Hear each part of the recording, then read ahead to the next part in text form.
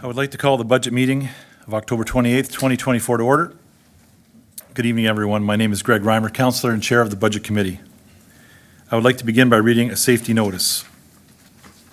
In the event of emergency, please evacuate council chambers to the nearest exit through the chamber doors and obey all instructions given, and if assistance is required, please see the Deputy Clerk.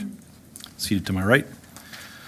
Once you evacuated the building, please gather in the front parking lot outside of Town Hall. Also, please ensure you place your cell phones on silent or they are turned off. And lastly, the Town of Lincoln Council meetings are posted on our YouTube channel. Closed captioning is available on all our videos by selecting the closed captioning button on the bottom right of the video. Members of Council are in attendance this evening, with regrets from Councillor Bernay. We also have lots of staff here in attendance tonight, so thank you very much for being here. Number 3, declaration of interest. Are there any declarations of interest this evening? Seeing none. Number 4, statutory public meetings. We have no statutory public meetings. Delegations this evening. We have no delegations. Number 6, our consent agenda. We have no consent agenda items this evening. And we roll into number 7, a regular agenda. We are now considering item 7.1, report FN-14-24, 2025 capital budget. Our Director of Finance and Treasurer will be providing a presentation along with Director of Public Works and the Deputy Treasurer. Before we begin, I will ask the committee proceed with a majority vote to extend the speaking time. I have a motion moved by Councillor Mikulik. The committee extends the presentation time until complete. I will now ask our Deputy Clerk to open the vote. Thank you, Chair. That vote is now open.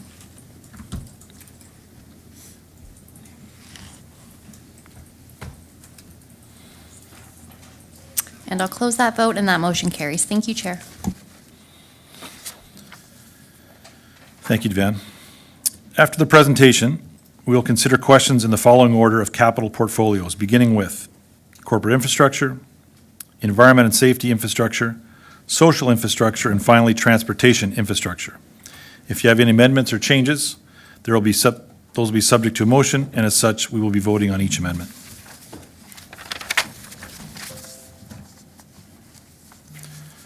Our CAO, Mr. Kakopoulos, will now provide opening comments and then hand it over to the presenters.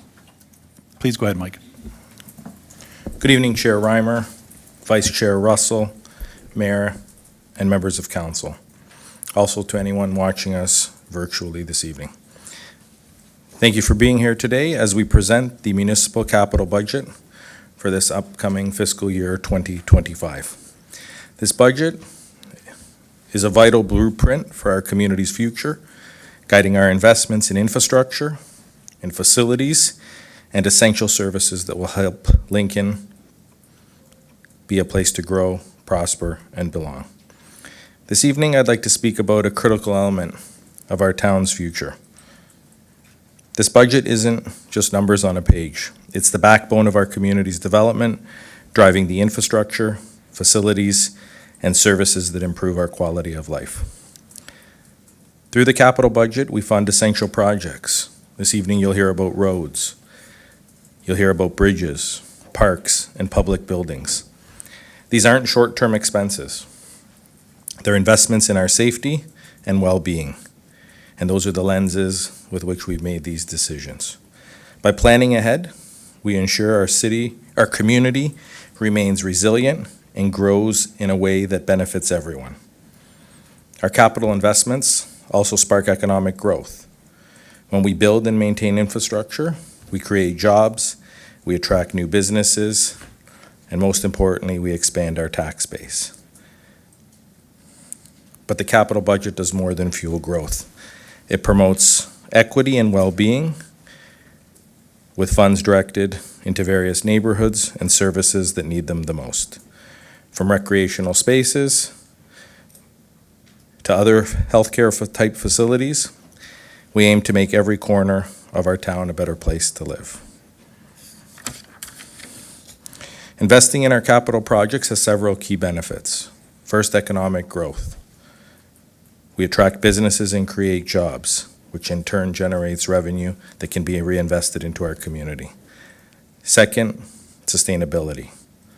A lot of our capital projects address current and future environmental challenges, promoting sustainability and ensuring that our community remains a desirable place to live and work.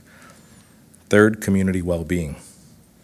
Enhancing public spaces, which we've heard a lot about, fosters community engagement and supports the health and well-being of our residents. And last but not least, long-term planning. Investing now helps us avoid more significant costs down the line. We are going to have conversations this evening about proactive maintenance and upgrades that can prevent emergencies and costly repairs in the future. We will walk through the key components of the capital budget, highlight significant projects, and discuss how these investments will contribute to our community's growth and development. Some of you have asked questions already and in previous meetings, and your feedback and insights have been helpful as we move forward. Thank you, and I'll turn it over to Charlotte now.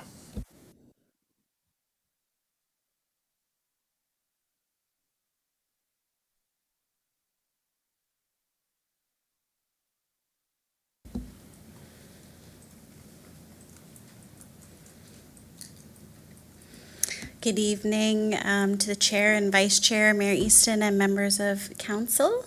We're here tonight to discuss the 2025 capital budget. So what will we be discussing today? We're going to review the budget process and our capital project prioritization.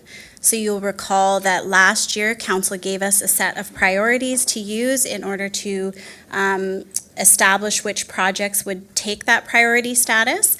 We'll look at our budget drivers, asset management, and the infrastructure gap. We'll talk about the capital budget funding sources, some key takeaways, and the capital levy impact. And then we'll dive into the 2025 capital budget overview. We'll look at our capital renewal programs, and then each of the areas of infrastructure, as we've already previously discussed.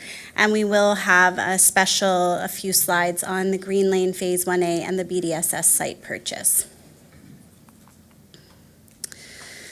The 2025 capital budget has been prepared by reviewing all of the capital infrastructure needs of the town of Lincoln and prioritizing them.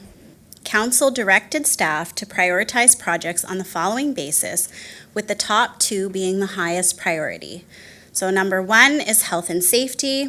Number 2 is legislated, mandated, and legal obligations. After that, the next 3 priorities that we were to look at are strategic growth-related investment, council priorities and the overall healthy community lens, and grant opportunities and partnerships. And I think you'll see those priorities reflected in the projects that we've brought before you today. What are some of the key drivers to the capital budget?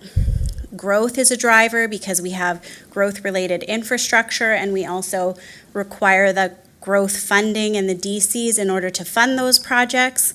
We look at service delivery, technological needs and advancements, our capital infrastructure, inflation, the availability of grant funding. This year, one of our drivers is the former BDSS site purchase. We have legal and regulatory drivers, and also cash flow timing. So we're going to watch a little video about asset management planning so that we can talk about what the infrastructure gap is. And then I'm going to ask our Deputy Treasurer, Kate Hanna, to come up, and she's going to talk a little bit about our asset management plan after that.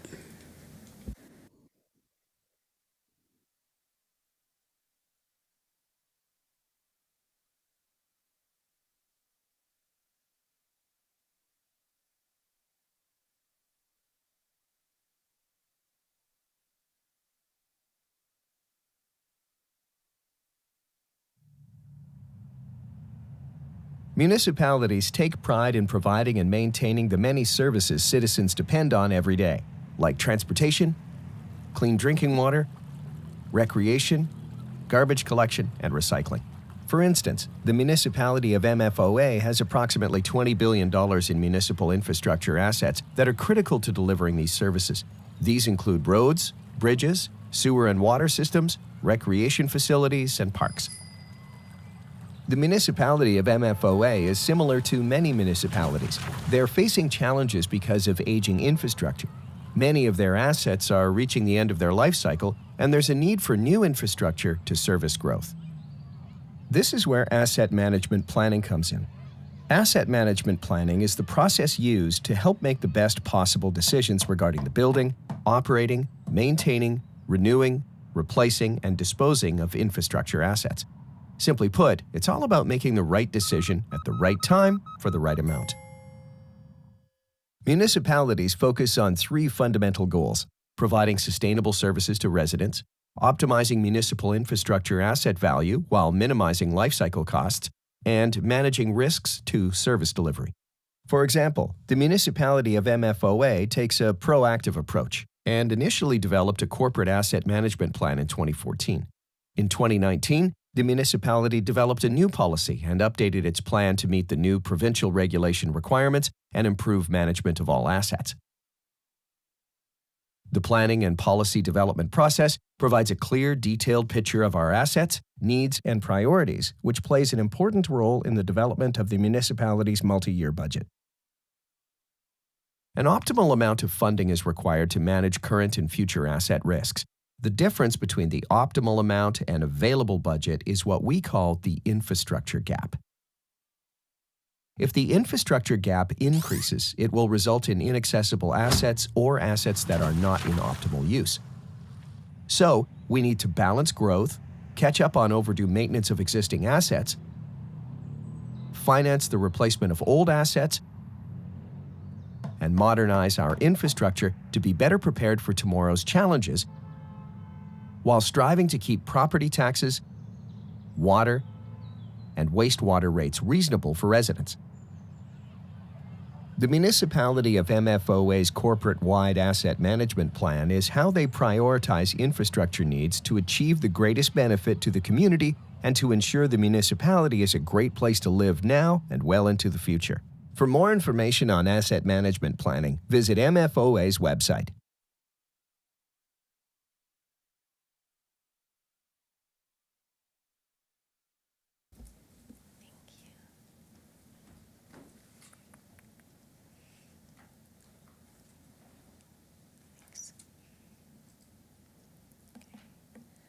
Good evening. Through you, Chair. Balancing taxpayer affordability with the appropriate resources to maintain the town's asset is complex, and asset management planning is becoming an important tool in this process. We've been in the process of updating our AMPs over the past few years, as shown on this slide, and will be completing the last phase by July 1st, 2025. All of the AMPs listed on the slide will be consolidated into a comprehensive corporate AMP to help gauge the town's current infrastructure gap and with which to develop a plan for investing in our assets moving forward.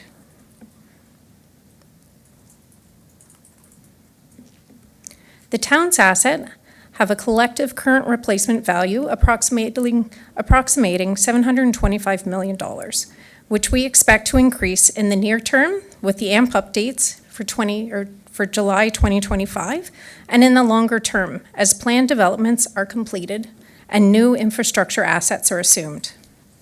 With the large number of assets owned by the town, there are also significant costs associated with repairing and eventually replacing these assets. By making timely investments in repairs, it keeps the overall costs lower than if we were to defer work on capital projects, as assets degrade over time and with use, as we see with heavily traveled roads. The AMPs will aid town staff in effectively planning capital repairs and replacements to best utilize available capital funding to maximize the life of its assets and reduce the overall cost of maintaining those assets. The consumption ratio is a good indicator of the relative age and associated risk of failure for assets.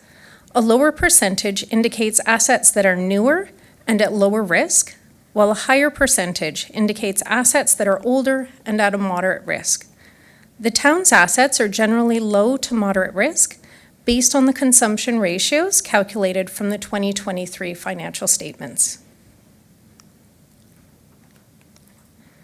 And from this slide, we hope to illustrate that the town, along with other municipalities countrywide, are faced with the reality of infrastructure gaps and balancing investing in their infrastructure with affordability for property owners. By building comprehensive AMPs to add in the decision-making process, we aim to find that appropriate balance.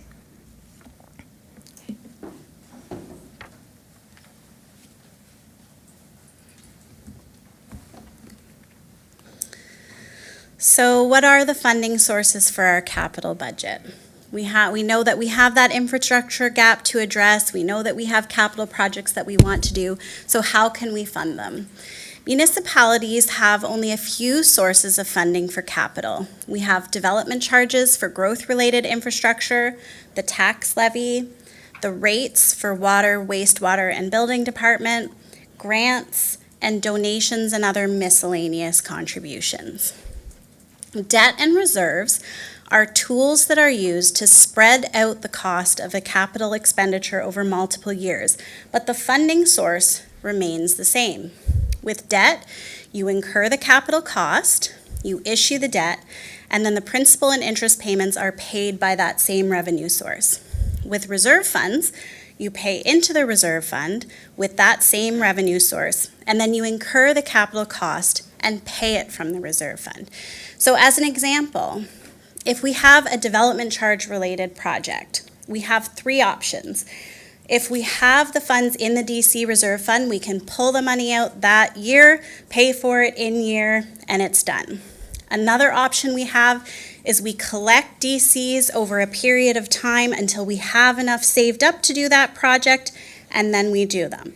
Or the third option is we decide that that's a priority project, maybe it's required for growth, we do the project, we issue debt, and then the DC reserve fund pays for the principal and interest payments on that debt. So in all three scenarios, it's DCs that are paying for that project. It's just how we decide to spread them out that is affected by that. So here we have, if you recall from that infrastructure gap asset management video, they had the two bars. This is the illustration of that funding gap really essentially for the town of Lincoln. So you can see from 2020 to 2024, the blue bar at the very top, that's what we've been spending on our infrastructure, excluding growth and grant-funded projects. Then the green bar is what we've been spending after issuing debt. And then the yellow bar is what we've been contributing from our operating budget into the capital reserves. So what we want to do, and what you can see we have been making progress in doing, is to start to bring up that yellow bar to get it up close to the green bar and then ultimately to the blue bar at the top. So to ensure our financial sustainability, the town needs to increase the amount that's being contributed to capital from the tax levy and rate-supported operating budgets. So the key takeaways from this first section of the presentation is that Lincoln's primary source of revenue, like most municipalities, is property tax. The town has prioritized taxpayer affordability and will continue to do so. Lincoln, like most municipalities, has an infrastructure gap, and our asset management plan highlights the importance of investing in our assets at the right time to maximize the tax dollar.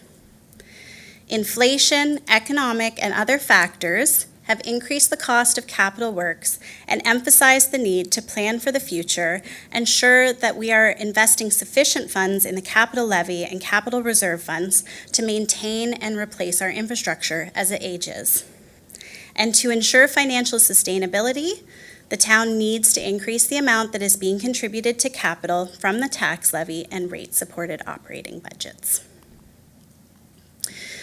So this slide illustrates that funding gap in a different way, just with numbers rather than bar charts. So our average spend from 2025 to 2029 in our capital forecast from the tax levy is $9.5 million per year. If we issue $26 million of debt for those projects from 2025 to 2029, then the average spend becomes $4.25 million per year. In 2023, the amount that we were contributing from our operating budget into that infrastructure reserve fund is 1.3 million per year. In 2024, we increased it to 1.7 million per year. So there was a 2% property tax increase to bump that number up. And in 2025, what we're proposing is 2.47 million per year. So we're putting more money towards capital infrastructure, and this must continue. It's important to reach a sustainable average level regardless how much is spent in one given year. So I do want to emphasize that as being important, because I know sometimes it's tempting for people to feel like if we do a little less this year, and that can help, that can certainly help, but at the same time, we know what our assets are worth. So this is part of what Kate was sharing when she was talking about the value and the current replacement value of our assets. We have, approaching $1 billion worth of assets. So at the end of the day, we can shift things here or there, but we need to get that annual contribution up to a sustainable level. So the increase for capital for this year would be $700,000, approximately 3% increase in the Lincoln portion of the bill, which is 1.11% of the total property tax bill, and it would be approximately $62 for the average residential household. And now we get to the overview of the projects that are being proposed for 2025. This is an overview of the spending. 9.2 million, so about half of it, is for transportation. So roads, bridges, culverts, sidewalks. I'm trying to think of what else is in transportation. If there was fleet, it would be in there, but there's no fleet in there for this year.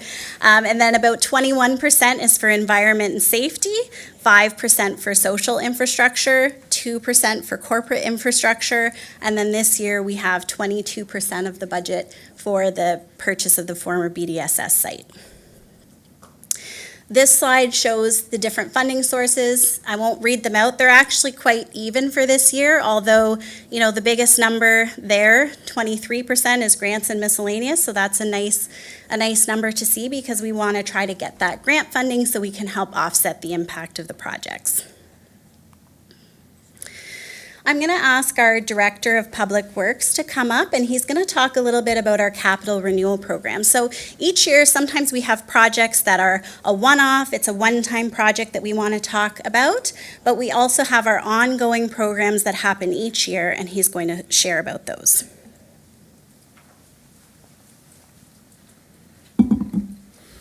Thank you, Charlotte, and through you, Mr. Chair.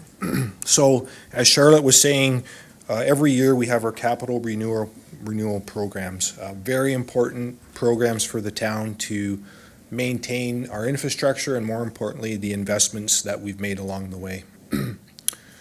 So our road and right-of-way programs, that's one of our largest annual programs. Largest component in there is our road resurfacing and rehabilitation program.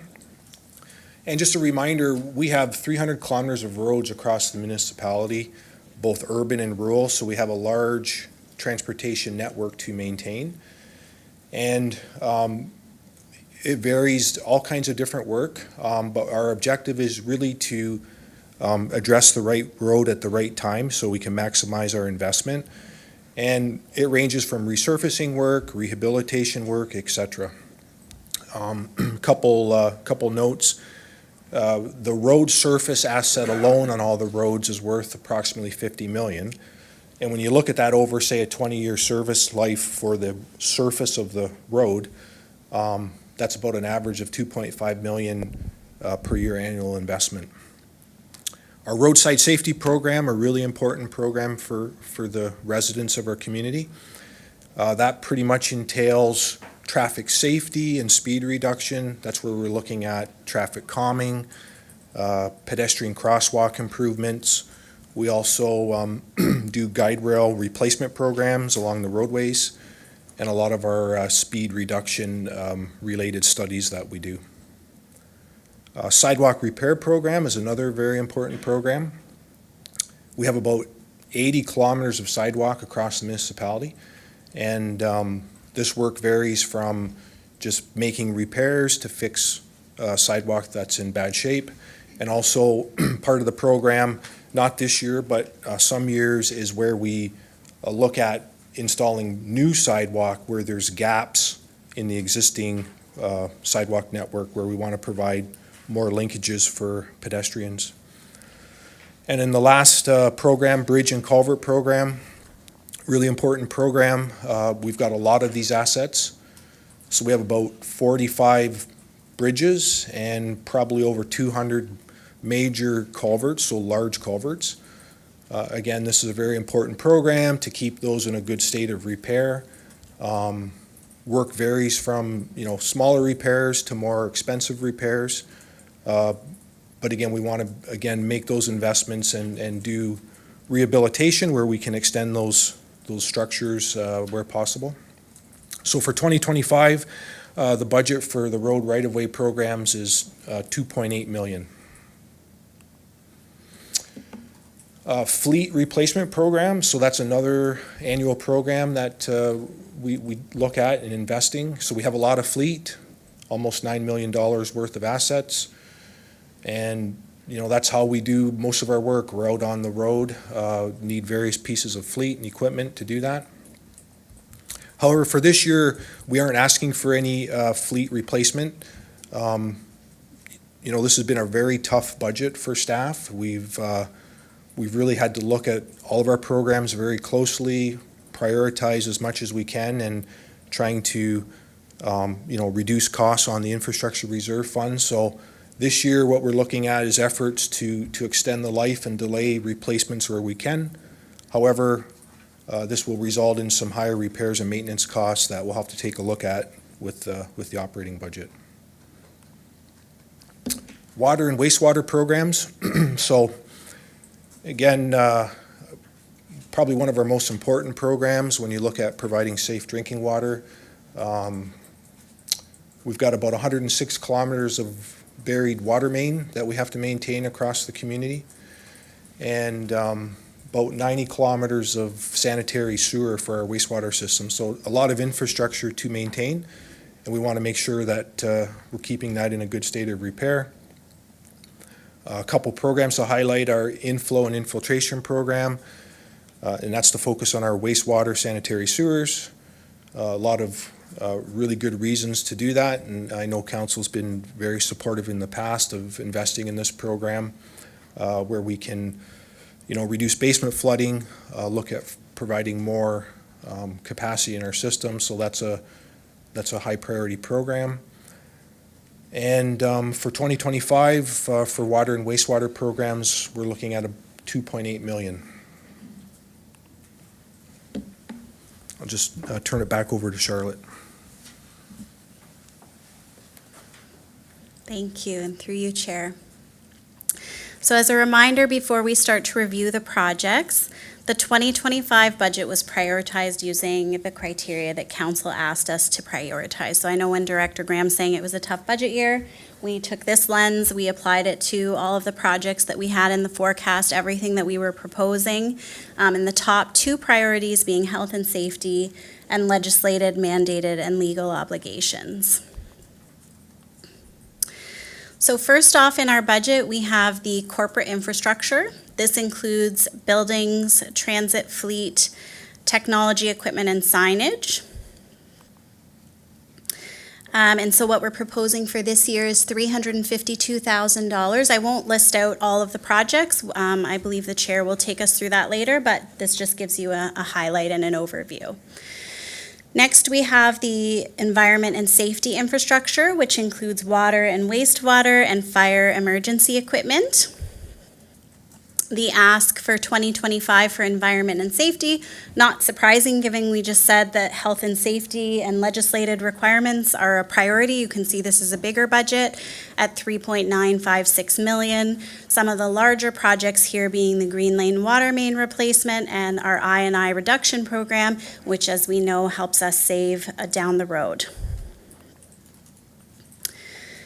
Social infrastructure includes recreation facilities, cemeteries, and parks. the request for 2025 is $987,000. The primary project here being the Tamarack and West Avenue pedestrian bridges. Here it is. I'm going to call Director Graham up again. He's going to talk a little bit about these bridges and just give a bit of background information. Thank you, Charlotte, and through you, Mr. Chair. So these are the two pedestrian bridges, Tamarack and West Avenue. These bridges, they span over the Conco Creek. They're located in Beansville near the Fleming Center area. So these bridges have reached the end of their useful life.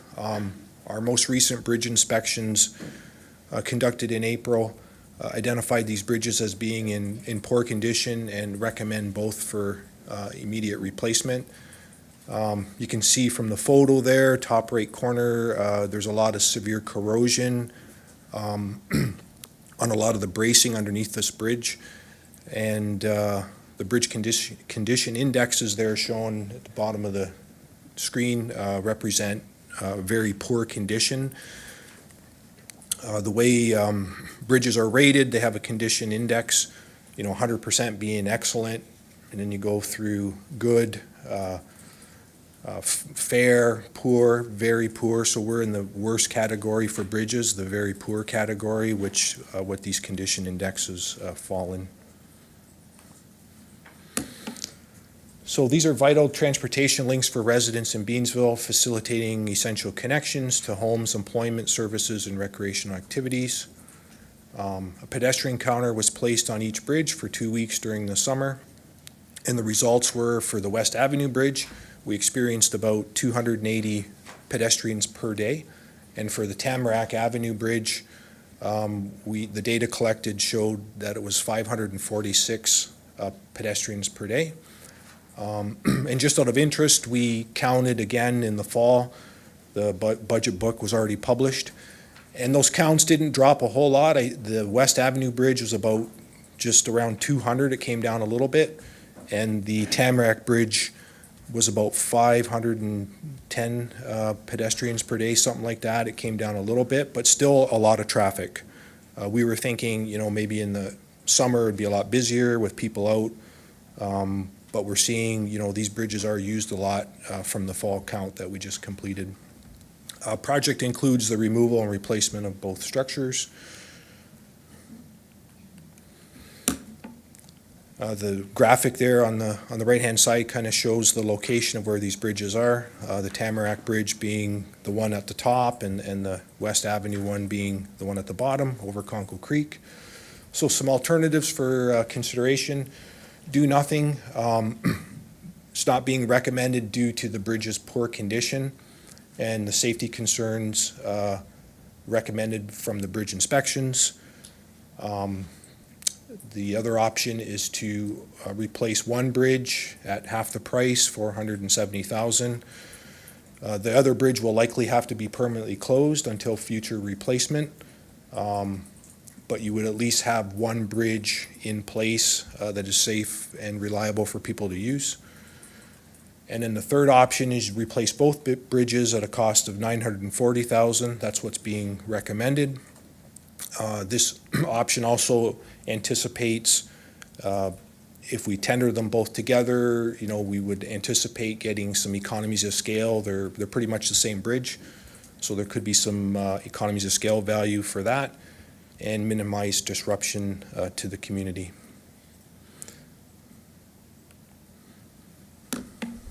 Thanks. Thank you, and through you, Chair. I'm just going to back up a couple of slides. Director Graham skipped over the funding sources. And in my world, this is the part I like to talk about. So I did want to just highlight that this is funded in part by development charges. So this is a project that was identified in our DC background study, which was updated last year, at the end of last year. And then the remainder we're proposing from the cash in lieu of Parkland Dedication Reserve Fund. So those are the funding sources that we've identified for this project. Continuing on, next we have our transportation infrastructure. This includes, oh good, it has the list that I was missing earlier. Roads, bridges and culverts, traffic control and calming, and a lot of the programs that the director spoke about earlier in the presentation. The request for 2025 for transportation infrastructure is 9.219 million. And the largest portion of that is the Green Lane Phase 1A project, which we will highlight separately. You will notice that there's like a positive number and a negative number. So what happened is there was a previously approved project for Green Lane that was already approved at 5.066 million. But in the interest of just showing that in its full amount, we wanted to show that that one's being canceled and taken off the table, and then this new one is being proposed based on a number of factors that resulted in reevaluating the scope of the project. So I'm going to once again call my partner here to talk about the Green Lane Phase 1A project. Thank you, Charlotte, and through you, Mr. Chair. Green Lane Phase 1A, Lincoln Avenue to Conkle Creek, so that is the limit that we're referring to. A lot of work. This is a huge project, a lot of health and safety drivers for this work. Just to highlight a couple items that is entailed in this project. So we're going to be widening and reconstructing this section of Green Lane from Lincoln Avenue to Cedar Brook Lane. And that also includes installing a new multi-use path off-road in the boulevard along the south side of Green Lane. Replacement and rehabilitation of 2 large culvert and bridge systems. The pictures there on the right-hand side give an example of what I'm referring to. And then also, I would say probably one of the most important project drivers for this is the regional transmission water main replacement. And also, the town would like to replace our water main as well as part of this large-scale project. So previously, I know Charlotte highlighted a little bit here. So previously, Green Lane Phase 1 was budgeted in 2022 with a project scope to reconstruct Green Lane from Lincoln Avenue all the way to King Street with a multi-use trail. However, since that time, and using council's direction to prioritize focusing on health and safety and legislative mandated legal obligations, other infrastructure needs on Green Lane have been remapped and been determined to be a much higher priority to focus on. And that's the project that we're looking at with the Phase 1A limits. Main items in that project, like I said earlier, the regional water main replacement from Ontario Street to Lincoln Avenue, large culvert and bridge replacements at Conkle Creek, erosion repairs in the creek in that area we'd like to address as well, safe active transportation connections, and replacing the town's old water main as well. It's a cast iron water main. And then also since then, there's been development triggered upgrades with the New Horizons development proposal. So that now has made this project a higher priority. So as a result, this shifted the priority of the road section to the east between Lincoln Avenue and Cedar Brook Lane. So the 2022 budget was canceled, $5,666,000 or $5,666,000. We've updated the budget to include all those elements that I spoke to on the earlier slide, which is 11.5 million, net increase of 6.4 million. Within that, we have 1.3 million in grants that was received, which is over 10% of the project cost. And the town has also applied for additional grant funding as well to help offset our costs on this project. Another large cost share item is 2.3 million, which is the regional water main work, and over 45% of the project is DC funded. And just to kind of go through this summary table here for 2025 budget, we're looking at a debenture for levy of 446,000, debenture for roads DC 1.3 million. We have a water debenture DC of 312,000. Water Main Reserve Fund, $729,000. The Regional Water Main portion, $2.3 million. And then the grants, $1.3 million, totaling $6.4 million for the funding source, for the funding. So why is Green Lane Phase 1A important? Like I say, I would say probably the most important element of this project, it's a joint project with the Niagara region. So the region needs to replace critical infrastructure along Green Lane from Ontario Street to Lincoln Avenue that supplies safe drinking water to Beansville from the Grimsby Water Treatment Plant. So we want to make sure this critical infrastructure is reliable. Any type of water main break can significantly impact the supply of safe drinking water coming to Beansville. This will also allow the region to continue with their transmission water main replacement work that is currently happening on Ontario Street. So this would be the next priority phase of that work. And I think more importantly, we want to coordinate regional and town infrastructure work whenever we can. We want to work together to minimize disruption to the residents, opposed to doing separate projects. And there's a lot of benefits in terms of cost savings to the town when we can work with the region on a joint project. There's a lot of costs that get shared that we would have to do at 100% if we were to do the project by ourselves.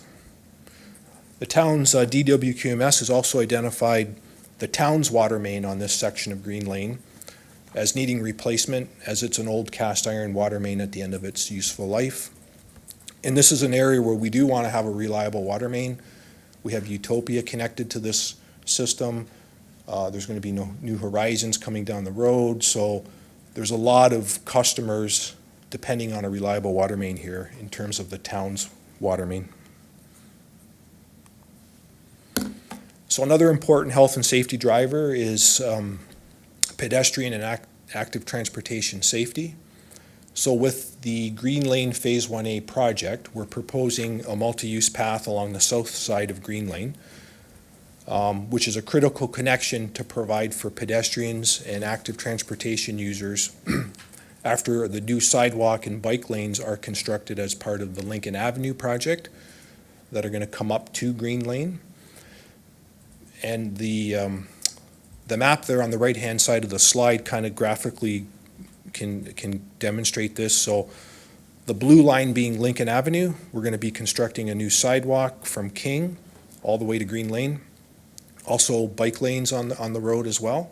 The red line there would be the existing multi-use path along Conkle Creek, and there's sidewalks there as well along Green Lane by Cedar Brook into the urban area. So it's that green line that we want to have that connection. And that's very important to get pedestrians safely from the blue line, if you will, back to the red line. Because Green Lane does experience quite a bit of traffic as well. In addition, in terms of pedestrian safety, we are looking at a new PXO, pedestrian crossover, a crosswalk. It'll have lights for pedestrians to safely cross the road. And it'll be right where the Conkle Creek Trail, the red line there, meets Green Lane. And we'll be able to cross people across the street safely from north to south, especially when you consider Utopia, the future New Horizons coming in the near future. So we're also going to be doing that in terms of pedestrian safety, which will also act as a traffic calming measure as well. We're going to have a concrete island as part of that crosswalk to narrow the lanes down in that area. And I know we highlighted it earlier, but another health and safety driver, it would be these culverts. So this is, in the picture here shows it. So this is where Conkle Creek crosses Green Lane. It's a significant water crossing. This picture really doesn't do it justice, but each culvert is over 2 meters in diameter. So it's a very large drainage system. And these culverts are in really poor shape. They're corrugated metal, and the bottoms are really deteriorated and corroded. And we've also had some deformation in the pipes as well. So They have been recommended by our structural engineers to replace, and that is another large project driver as well for this project. So alternatives to consider, proceed with construction in 2025 is what's being recommended in the proposed budget, or defer to a later date, and the ISIP and ATF funding contributions will be lost due to March 2026 funding timeline restrictions. So that's something that would be a concern if the project doesn't go ahead.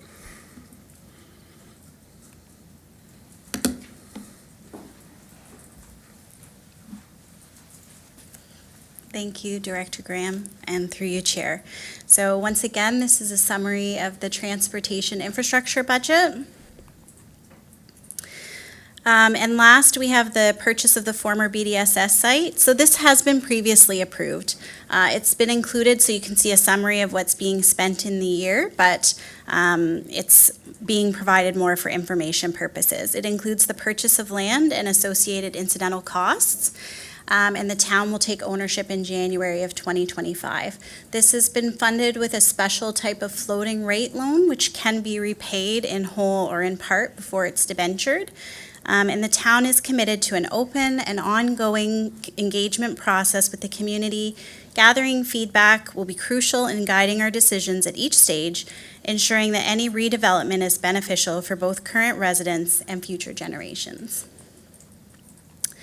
So this slide is a summary of the 2025 capital budget that we've just walked through.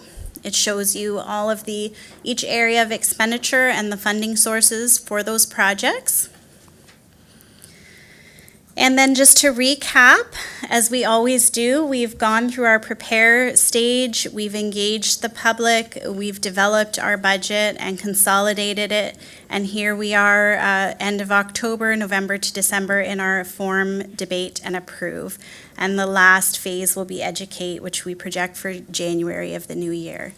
So thank you, and I will turn it back over to you, Chair.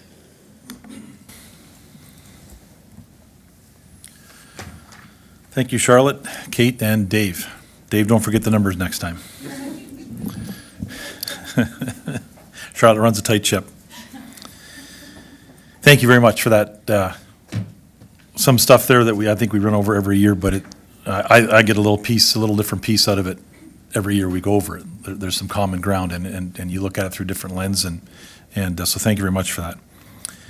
Do members have questions related to the presentation specifically? We'll go through the other sections, but just to the presentation, does anybody have any questions? We'll take those. There's some. Councillor Pachariva, lead off. Thank you, Chair Reimer, and through you to, I guess, Mr. Graham. Dave, in the revamped 5-year capital plan, I didn't see where that section of Green Lane between Lincoln Avenue and the roundabout was going to take place.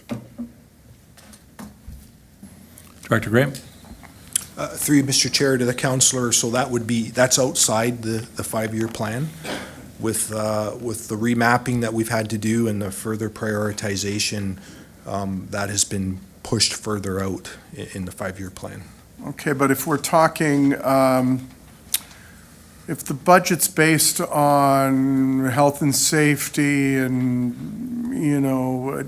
movement, that was a linchpin of that whole project, is that was going to connect then the multi-use trail that we're going to establish to get to Lincoln, from Lincoln to the roundabout to the high school.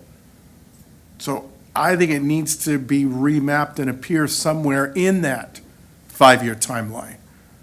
All right, because and again, we walked that with staff, and, that was part and parcel of the connectivity to the high school, active transportation, all of that stuff. So just, if you can look at that further down the line. Second question, Chair, if I may. David, I have been on the bandwagon ever since I saw this at AMO a few years ago. One what are my three, well, I won't go over my three things, but this is one of my things. Fiberglass bridge. So, the replacement of the Tamarack and the West Avenue Bridge can be done with a fiberglass bridge. There's a company that we saw at that time from Guelph that does it. It's replaced in situ. If we're talking about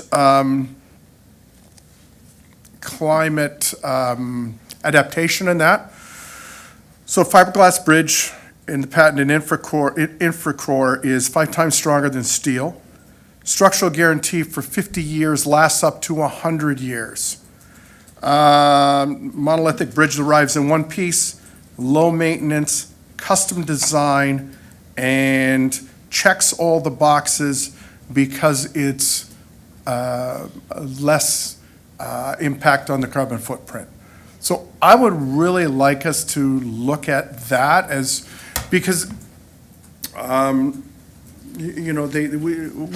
went to the bridge installation a few years ago in West Lincoln where they did a bridge over a road, and it's virtually done within hours where it comes in. So thinking that that might be a better alternative or more cost effective, just curious on that. Go ahead, Director Graham. Through Mr. Chair to the councillor, I appreciate you bringing that suggestion forward. We are in the detailed design stage, so by all means, we can look at, different types of bridges, different types of materials, and look at, the pros and cons of that for sure. So we can take that back and do that. The current estimate is based on a steel frame bridge with a wood deck, but like I say, happy to take a look at that and see how it compares for sure. Okay, terrific. And my last question, Chair Reimer. Go for it. What's the approximate age of those two bridges, Dave? Sorry, what's that? What's the approximate age of those two bridges? Through Mr. Chair to the councillor, we don't have an exact date, but we're estimating between 35 years, 35 to 40 years, in that range. The current bridges that are in Okay. place, yeah. Okay. So again, to just as a follow-up, Chair? I'll give you the follow-up. Okay, thank you. We can leave this till the specifics, but I'll give you, you're the lead off. Go ahead. Okay, again, so, to Charlotte's finance, 30 years as opposed to 50, 60, 100, amortized over. Yeah, let's see what's more cost-effective, but at the same time, climate-friendly. So if we're going to be based on climate resiliency, I think we need to look at this stuff going forward.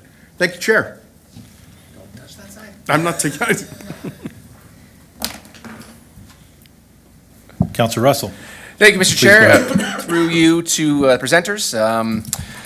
3 questions to start. The first one to Dave, again, notwithstanding the information that may be coming forward about bridge alternatives as far as construction goes, I'm interested to hear about that. Just wondering your thoughts. I know we're going to get into some of the specifics when we get into the actual projects, but if we were doing this neighborhood today, would we have 2 bridges there? Director? Through Mr. Chair to the councillor, great question.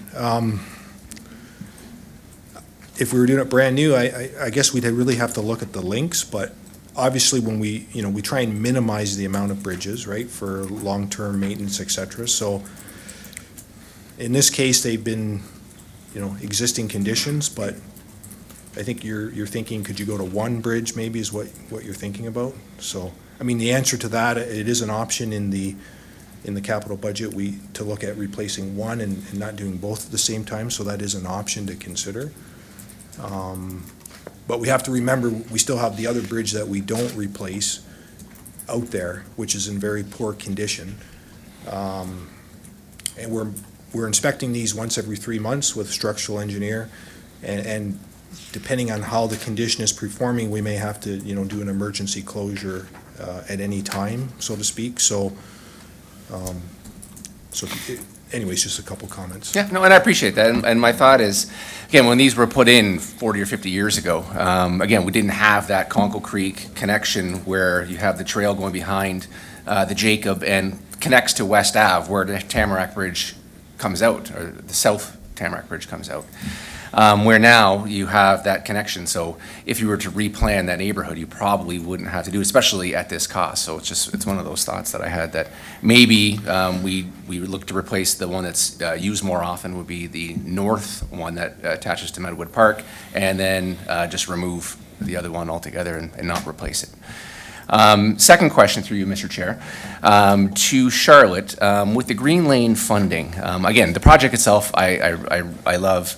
I know we were at the open house when we interacted with the community, and there's a lot of positive feedback on it. My only concern is that 30-year debenture. And I'm wondering if, what the impacts would be if we took that down to a 10-year debenture. Again, if it was something more open to what we have for BDSS, where there is the opportunity to pay it off as we get some of these DC funds coming in, and then save some of that interest that, again, is pretty sizable over a 30-year period. Thank you. Good, Charlotte. Through you, Chair. I guess there are a lot of things that we consider when we're looking at the term of a debenture. When we shorten the term of the debenture, we reduce the amount of interest that we're paying over the life of the debt, but we also increase the amount of the payments. And so we're always trying to balance those two things, right? So we want to make sure that the amount of the debenture payments are manageable. In this case, 76% of the debenture is paid for by the DC Reserve Fund, and the remainder is by the tax levy.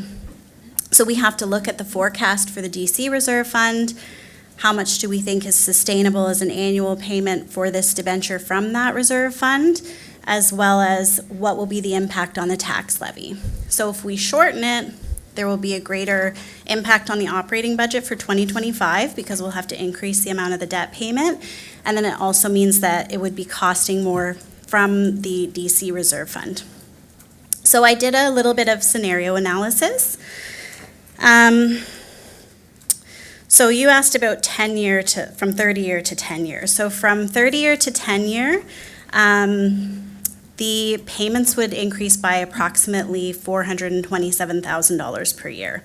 So that means the DC Reserve Fund would have to pay an additional $325,000 a year in debt payments, and the tax levy would also increase another about 0.5%, about another $100,000. And it would also increase our debt as a percentage of own source revenues. So when we talk about the debt payments, we talk about the amount of principal and interest. We know council has established some internal debt limits. When we start to shorten the terms of that debt, it increases the amount of the payments, so it bumps us up on that graph a little bit. So all those types of things that we're trying to balance. So given that I've reviewed the DC Reserve Fund, I wouldn't recommend going to payments that high from the DC Reserve Fund as a 10-year debenture. A 20-year could be possible. A 20-year would increase the payments by about $100,000 a year. So that means the impact on the DC Reserve Fund being 76% would be another $76,000 from the DC Reserve Fund per year. And then the addition to the 2025 operating budget would be $24,000, which is about 0.1%. So that is possible. It's sort of a judgment call in terms of how much we think is sustainable from the DC Reserve Fund. I'm sure this is maybe a more involved answer than you wanted, but that's the short of it. I think 10-year would be too much right now. I think 20-year might be a possibility. And I do want to mention also that we have applied for another grant. So if we are successful in the other grant application that we've done, we would reduce the amount of debenture directly. So that's a bit of an unknown right now, that we have to wait until early 2025 to find out if we've been successful in that application. Okay. Thank you for that. And through you, Mr. Chair, it's a clarification. It doesn't really count as a third question, I don't think. I'll let you be the judge. I'm giving you lots of leeway already, BC, so. go ahead. As part of that question that I had asked as well, and that was a very good answer, I appreciate it. Would it be like an open-ended debenture like we have for BDSS, where if those DCs start coming in, we can pay them off and then save some of that, again, potential interest? Through you, Chair, to the councillor, it would not be the same type. That is a very special type of loan that we obtained for that, and typically it's a 5-year period. It is something that could be looked at in terms of a DC project. because what you would do is you'd be paying interest only for the period of time that it's, so for the 5-year period, you can do interest only, and you could make more payments down against the principal and then debenture the difference at the end. The risk on the conversely is you haven't locked in at a given interest rate, which may or may not be risky right now, as well as you're paying interest only and you're leaving the principal outstanding for that 5 years. So it's a bit of a cost-benefit analysis. If it's worthwhile, you may be able to pay down more principal, but if you can't, you've been paying interest only, and then now you're going to pay interest on top of that once it's debentured. So I would likely be recommending that we do a direct to debenture, which is what we typically do, but it is something we could consider.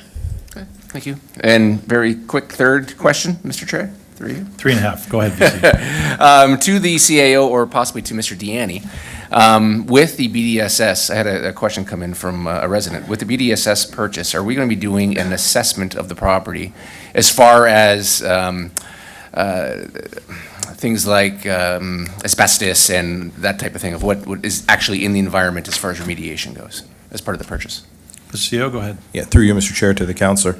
That's currently underway, council, and we hope to have it completed by the end of the year. Okay, thank you. Thank you, Mr. Chair. Thank you, Councillor. We let in honor of the World Series tonight, we let the first two councillors on base with singles. Is there any questions, Councillor Mikulik and Councillor Njima, specific to the presentation? We can move on, but that's what we wanted to start with. So it's specific to the presentation overview, not specific topics, right? If you got nothing like that, then we'll move on to corporate, which is fine. Is it related strictly to the presentation, Councillor Mikulik? It is? Like not specifics? Mine is specifics. Okay, then we can wait till then we'll just move on and we'll start with corporate. Is that fine? Yeah, that's fine. Okay, so we'll move right along to our capital portfolio, and we're going to relate it first. We'll ask the projects related to corporate infrastructure first. So if you're following along in your booklet, it is page 30. So that's where corporate infrastructure starts, and if we have any questions related to that, we will endeavor to those right now. Councillor Mikulik, is that? Please go ahead. Okay, so my apology. I'll bow out for now because I was not prepared for this sort of. Thank you. Councillor Murray, please go ahead. Thank you very much, Chair. Through you to our treasurer. The IT equipment, there is a little piece in there, and I'm sure it's a very small amount. The additional security cameras at the museum, and it does specify that is because we've had vandalism. I wanted to touch base on that because I know that we've also had challenges at the Fleming Center, which has involved more cost towards security and more cost towards surveillance there as well. And I'm wondering if, in addition to the security cameras, there's any other plan going on to address some of the challenges that we've been experiencing over the last few years with vandalism and bad behavior and those sorts of things.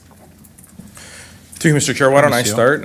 And I do see a number of staff that may want to chime in. Alex is here, and she may want to speak to more of the technology items that we're looking at, Councillor, to address some of those issues. But I would say, I think it's a multi-pronged approach right now. I know, and Director Graham can also speak to it, I think, from a parks or from a facilities perspective.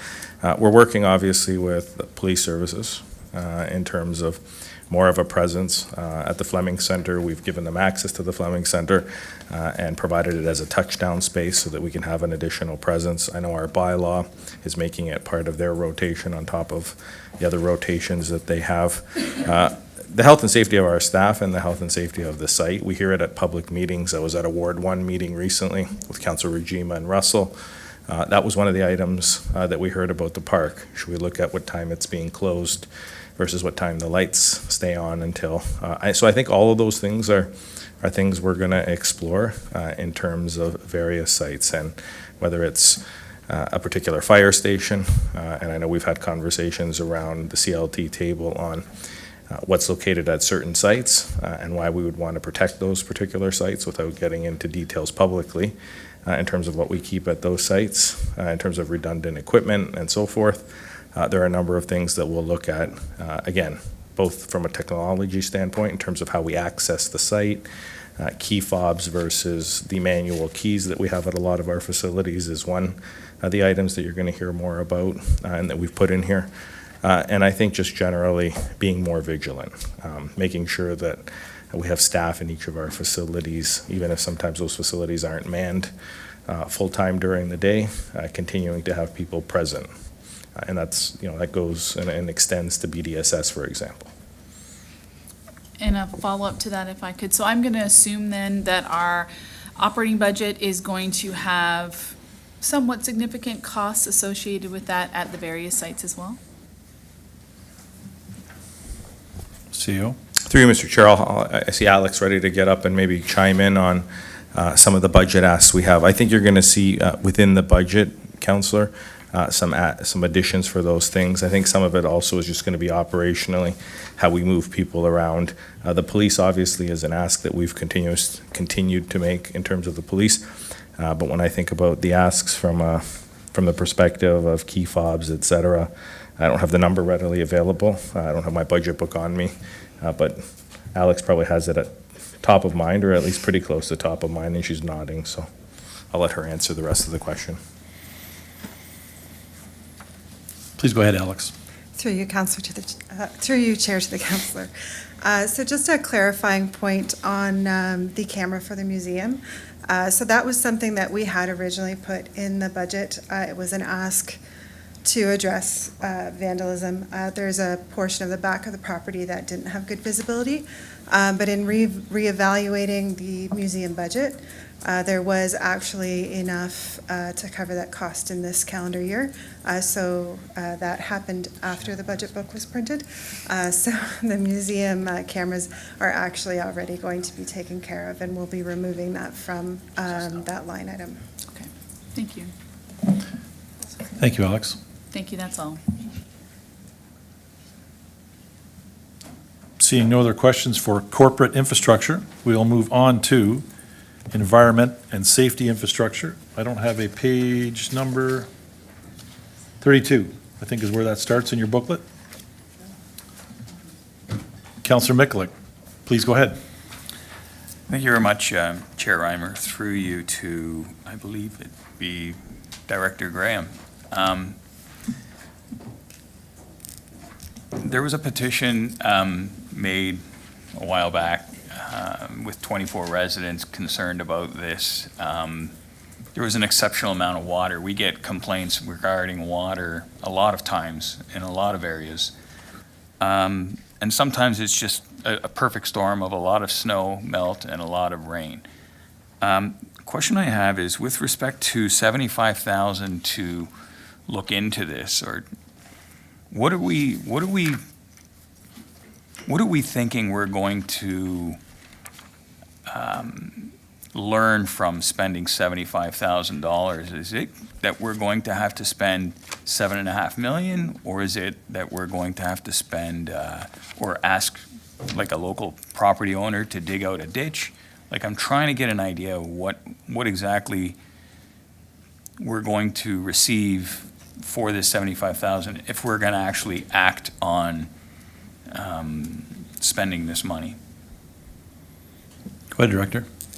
Through Mr. Chair, to the councillor. So really, the objective of this study or this drainage assessment is to look at what opportunities there might be available to improve drainage in that area. It is a challenging area. There's a floodplain. There's a lot of drainage coming down through this area. There's other property owners involved, CN Rail's part of this system as well. So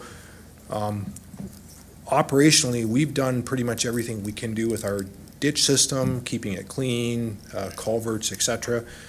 And what this is looking at, and it's kind of in response to the petition that council received, is, can we divert water in the drainage shed elsewhere so not as much water comes down through this area to help reduce water? And that's something you have to take a close, careful look at. We don't want to potentially divert water somewhere else and cause problems. So part of this study that we're talking about is to look at the floodplain and do some floodplain modeling and look at, okay, if we take a little bit of water somewhere else, would that help? Would it cause an impact? And also have another look at, is there any other opportunities that we could, provide to property owners, to CN Rail, et cetera. So it's really doing more of an assessment that we're not able to do at this point in time without getting more of an expert consultant involved to look at floodplain modeling. Follow up to that response, just. Go ahead, Councillor. Through you, chairs. So ultimately, it's going to be a private property owner's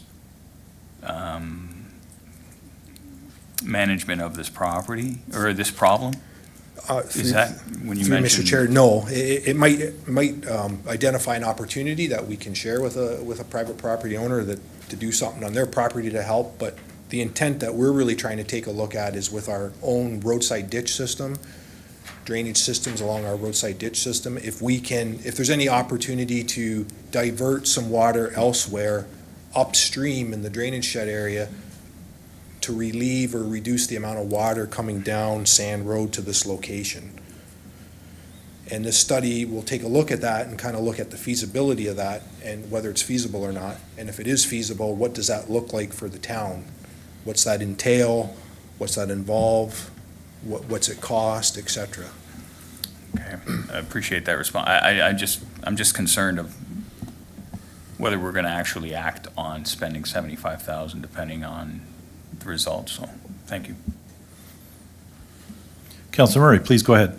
Thank you very much, Chair. Through you to, I'm not sure who, regarding project number 2024-22, which is the Rain Barrel Program, the Rain Barrel in the Tree Program. I know that I do bring this up more often, and I recognize it's a very small dollar value, but I did have a question about, two questions about it. The first one is that it does say partially subsidized rain barrels and trees, and I just wanted to clarify, I think the rain barrels are subsidized. Are the trees also subsidized? CEO, go Thank you, ahead. Mr. Chair. I'm going to let Director Bruder speak to this one. It's under his portfolio. Mr. Bruder, go ahead. Thank you, Mr. Chair. Through you to the councillor. You're right about the rain barrels. With the trees, they weren't previously, but we're looking at moving forward that they will be. Thank you for that answer. I appreciate that because I do think that there's a lot of value in people having a little bit of skin in the game, especially with trees, because proper treatment of them once they've been planted has a huge impact on how well they're going to survive. And then a follow-up question to that. I do know that this year our tree giveaway was, we had more trees than we had people who were interested in them. Is that fair to say? Through you, Mr. Chair, we did have some trees left over, but thankfully we were able to repurpose them. There were other uses that we were able to incorporate. So through you, Chair, if I could just follow up on that. So the question that I have is, do we buy those trees outright so that, we say we're going to give out 500 trees and we buy 500 trees? Or do we get some sort of an idea of how many trees we want and buy what's wanted? Through you, Mr. Chair, we typically buy a certain number, and now just to highlight it as well, to add further to it, we're actually including some tree canopy goals in terms of tree plantings. We're looking at incorporating things like that into our official plan moving forward, so it's all the more important to keep the program going. But to your question, we were just buying, or there was just an acquisition of a certain amount. And through you, Chair, then, so if there could be a way that we look at that so that we are buying to need, I think that would be helpful. And potentially we need more. Like again, the tree canopy is a huge part of how we're trying to maintain our footprint here. And so just if that's something we could consider, I would appreciate that. Thank you, Chair, that's all. Thank you, Councillor Murray. Councillor Timmers is next. Councillor Jean, you want to just put in reverse for a minute and let Councillor Timmers back to top? Councillor Njima, can you just back out of the queue to let Councillor Timmers back in? Yeah. Thank you. Councillor Timmers, please go ahead. Thank you, Chair. Sorry about that. I think No when we're problem. used to controlling the buttons, we can't help ourselves. I wanted to back out anyway, so, Director Graham answered my questions around Sand Road. I think I understand exactly what that study entails, so I don't have any further questions, so thank you. Thank you, Councillor Timmers. Councillor Njima, please go ahead. Okay, thank you, Mr. Chair. I wanted to speak a bit to Sand Road. It's not in my ward, but I've been out there a couple of times over the years with Director Graham because I've been called out there, and I sat in the driveway with Director Graham, and I hear about it every year. It's not a one-off thing. It happens every year, pretty much. And every year, and I've heard staff go in, they clean the ditch out, they speak with CN, can you keep the tracks clear so that the water can flow westerly? It's an ongoing thing, and nothing seems to really get at the heart of the matter. So yeah, I just wanted to acknowledge that I'm aware of the problem and that it's been going on for years and it's consistent. Just a comment. Thank you. Thank you, Councillor Njima. Mayor Easton, please go ahead. Thank you very much, Mr. Chairman. I'd like to speak to 201-932 Green Lane Phase 1 and 202-577. And the question is maybe for both Dave and Charlotte, but I think first for Charlotte, because I'm curious to know if there's a way that we can apply the road rehab allocation that's in this budget. Excuse me, Mayor Easton, that's under the, that's further on. We're in. Oh, I'm so Nope, no sorry. problem. We're in, That's hold on. I understand. We're environment and safety right It's now, all right. infrastructure. That's okay. It's all right. Did you have I'm getting- something in that? The number threw me right away, and I was just looking for I'm it, so. just getting oriented, obviously. Okay. Thanks very much. All right. I'll come back later. Thank you. Councillor Miklick, please go ahead. Thank you very much.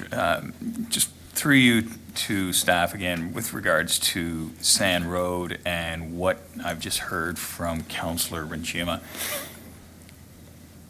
Have we gone to CN with respect to this? It sounds as though it might be a CN problem, that that 75,000 might not really solve any problems if we could try having CNR do what they need to do first.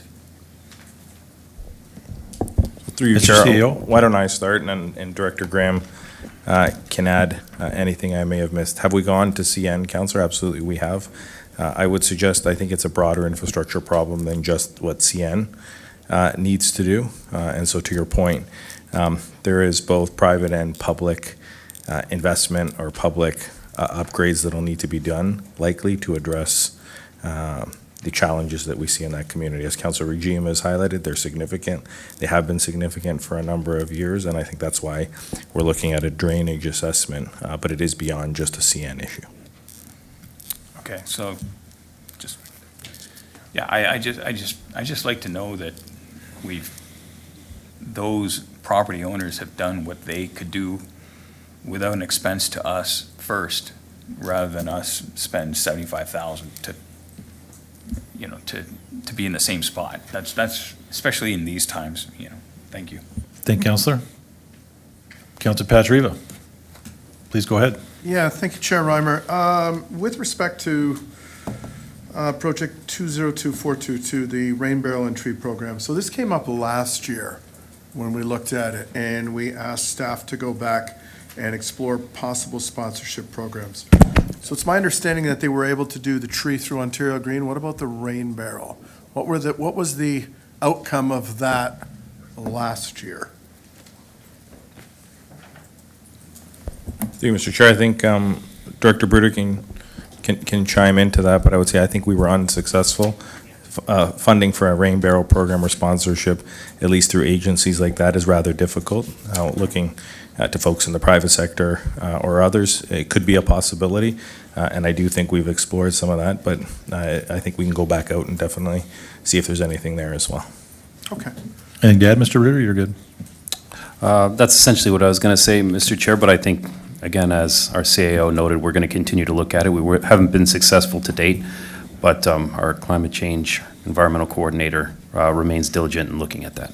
Okay, terrific. And second question, if I may. Go ahead. The Green Lane project. So knowing that there was a drop in interest rates last week, knowing that it's predicted to be another one in December, and at the time of publication of this, we were looking at 4%. So Charlotte, how might that affect the project? I'm glass half full, right? So I'm the eternal optimist. So thinking that these are going to come down, and again, listening to you, we don't debenture a project until it's actually completed. So maybe interest rates are at 2 points by then. How does that affect the overall? I mean, it's a heck of a lot better, isn't it? And I know you don't have a crystal ball, but yes.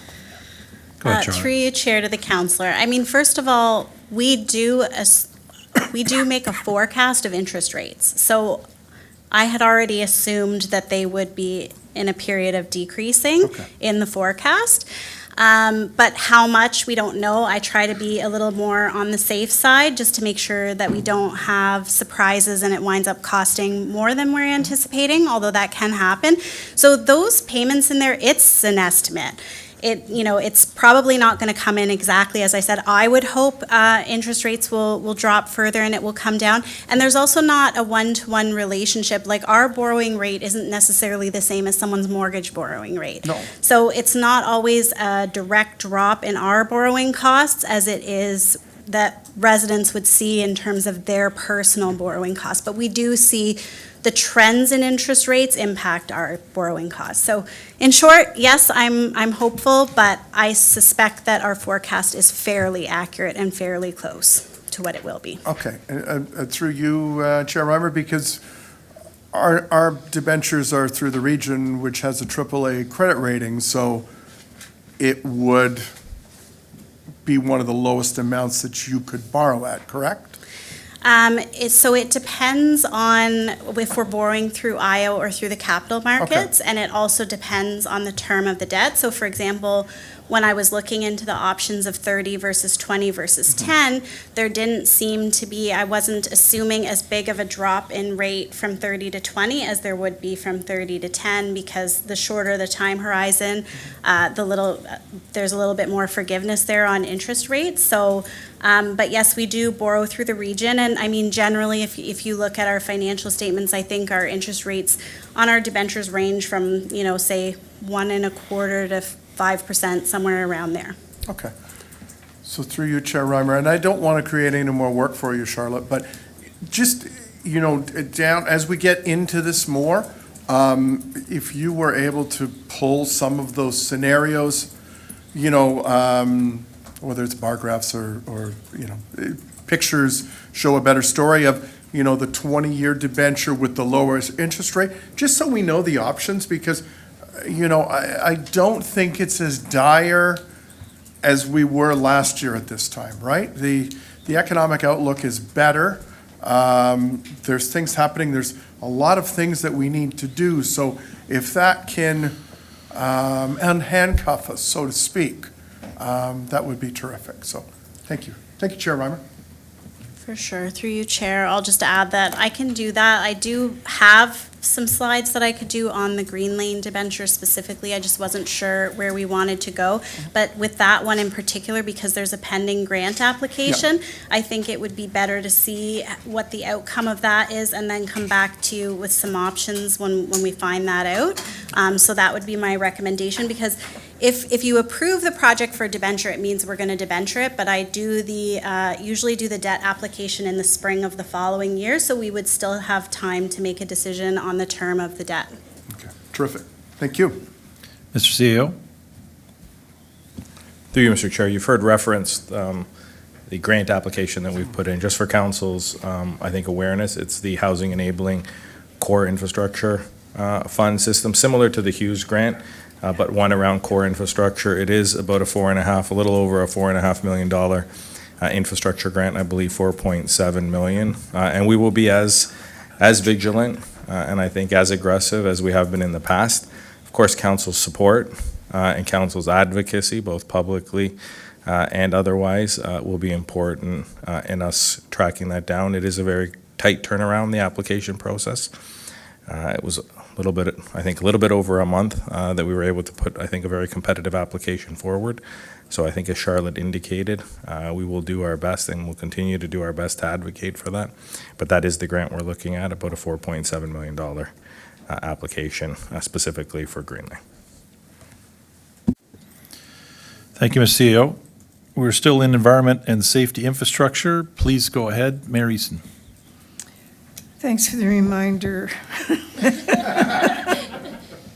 I want to go back to the Sand Road project because I find this very annoying, that the town would have to get more involved in this. So I don't think that this question was answered. Are we absolutely certain that the property owner has assumed all responsibility, actively assumed all responsibility to correct this problem? And I bring this up, Mr. Chairman, because there's a very significant barrier, landscape barrier, that has been installed on the south side of the tracks. While that is there, I don't know why we have to spend $75,000. I know it's helping the community, but it's wrong unless we can hear more on this issue. It's just an annoying amount of money that I don't think we should be spending. Director, Mr. CEO? Director Graham, sorry. Comments to that? Through you, Mr. Chair. Thank you. To Madam Mayor. No, I would say that the property owner still has to do, work on their property to provide further improvements for themselves. But that's not the only problem in this whole drainage situation. That would be one factor, one element, if you will. But no, to answer to your question, they haven't. Okay, Mr. Chairman, so what would the value be to establish what the status is of the town's responsibility? Would that be $70,000? Director Graham? Through Mr. Chair, to Madam Mayor, so I don't know if you say it's our responsibility, but it's, the $75,000 represents a study that we would lead to identify what opportunities there are in the drainage area. Primarily for the town's role would be, can we do anything different with our ditching system to help reduce the amount of water coming down to this area? So could we, divert it somewhere else upstream in the system? So the $75,000 is going to take a look at the entire drainage shed in that area and do stormwater management modeling, stormwater modeling of different scenarios. If we were to try and reduce and take some water this way, would it cause a problem? Maybe it isn't feasible. This study will also take a kind of a higher look at the whole area to look at what other opportunities there might be available to assist with the overall drainage situation. And on that basis, Mr. Chairman, I would say, yes, I understand. We probably should have a look. We've looked at all of the other shed areas in the town. That's why we have Bartlett Creek. That's why we have Conkle Creek. We've taken those very seriously. There's some pretty big ditches south of John Street on Sand Road. Obviously, there's some attention being paid to what's happening there. In the absence, however, of any responsible action by the owners, $70,000 is a great deal.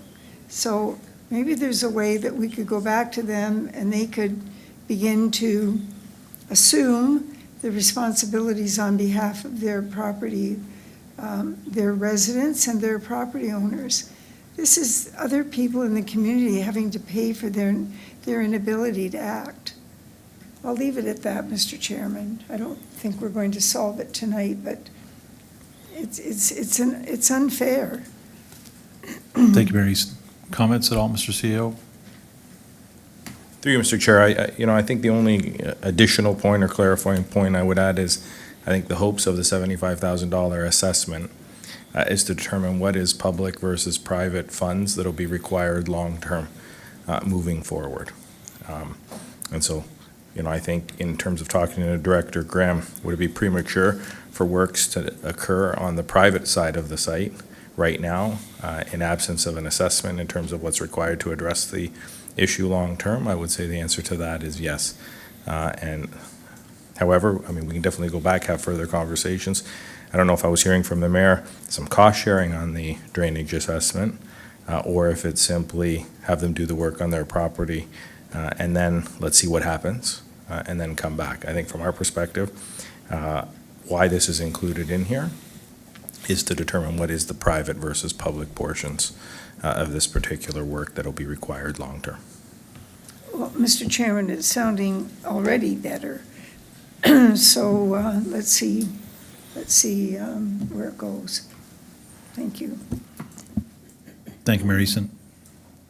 Just quickly, Director Graham, correct me if I'm wrong, but some of this work would need to be done before we redo John Street, which would be, I'm not sure where that is. I can't remember where it is in our roads assessment. But this work, especially south, we need to know what that is before we start redoing John Street. Absolutely, Mr. Chair, for sure, yeah. So it is important to look at what opportunities we have before we do any work there, yeah. Thank you. Councillor Patrieve, I need my glasses to read that now. Go ahead, please. Thank you, Chair Reimer. And just one last thing on this Sand Road project is that when we were at AMO, Mayor East and myself sat in on a session that's taking place in Chatham, Kent. And they're having issues with CN, that CN says they're not responsible for drainage. So before we spend any money and establish who the players are in this, I would like to get some assurances from CN and from the property owners that they will undertake the work that says needs to be done. Because I wouldn't like to spend this money and then CN comes and says, well, we're not responsible for drainage because there's a, and there's a court case going on. So I want to see the three parties come to the table before we spend any of this jing, because it's pointless to spend it and everyone throws up their hand and says, well, I'm not doing it, I'm not responsible for it, and then we're left holding the bag. So, Mr. CAO, can you, you're a master negotiator, are you able to do this for us? Mr. CEO. Through you, Mr. Chair, I mean, we can definitely reach out to CN. I think we're presupposing fault in this particular case, and I wouldn't want to necessarily go that far, but I think we can definitely reach out to CN, ensure that they're a willing partner and a willing, a cooperative partner, shall I say, in the fact that we would like to go out. We can try to reach out to them between now and our next meeting, just to give council that particular assurance. But again, we're in your hands depending on what direction is given on this project. Thank you. Thank you, Councillor. Councillor Timmers, please go ahead. Thank you, Chair. Just some comments around the Sand Road, because it is in our ward, and it has been an ongoing for as long as I can remember. Before I was even a councillor, they were having water issues. I do agree, it is very complicated, because there's a town piece, there's a CN piece, and then there is the owner of the property piece. But I don't think we really know, maybe I'm speaking out of turn, but what piece are we responsible? I don't think we can really pinpoint. I think it's a combination. So, to me, it is a lot of money. I don't know if we can do a bit of a scale it back a little bit. I don't know. I'm not an expert, but I do understand the comments around the table, because we don't know if the other players are going to come to the table, and we don't want to pay for the entire study. I know the homeowners down in there have struggled. It's been a major issue. I think there is a piece, as the mayor mentioned, with the south end with that landscaping wall. So I personally think we need to do something. We can't just throw up our hands and say, oh, well, you're on your own, because there is three of us at the table, I believe. So as Councillor Pachariva just said, I think a conversation. I don't know if the owner of the property has come forward. I've heard that it's possibly selling, changing hands. So I don't know. So those are my comments. I'm struggling with this one a little bit, because there definitely is a need there. So. Through you, Mr. Chair. Please go ahead, Mr. CEO. The only addition I would say is between now and maybe our next meeting, why doesn't staff endeavor to have, as I said, further conversations with CN? And then we'll engage the property owner as well, just to make sure there's a commitment to whatever comes out of this study, that all three of us do need to be at the table in terms of looking at a solution moving forward. And so we can take that as some direction or whatever process or format you would like to proceed with, Chair. Okay, thank you. Thank you, Chair. You're done, Councilor Chambers? Councilor Njima, please go ahead. Thank you, Chair Reimer. So further to Sand Road also, there's three parties potentially at the table. So do we know of any precedent that we can refer to in terms of responsibility in similar situations where there's two quote-unquote public bodies and a private body, or just multiple parties, public and private, involved in a drainage problem, and everybody's saying it's your fault, it's my fault, it's my fault, it's your fault, it's not my fault? Is there precedent that we can refer to? Mr. Sia, go ahead, please, but we'll leave the Sand Road at this, because you had some direction that you were going to go back and research it. So I'll answer this question on Sand Road, and then we're done with Sand Road, okay? We're moving on. Thank you. Through you, Mr. Chair, to the councillor. I haven't researched if there's any precedent specifically. I can tell you there are a number of, I think, instances and issues in every community that involves multiple agencies. And so I think there's not a precedent from that particular standpoint.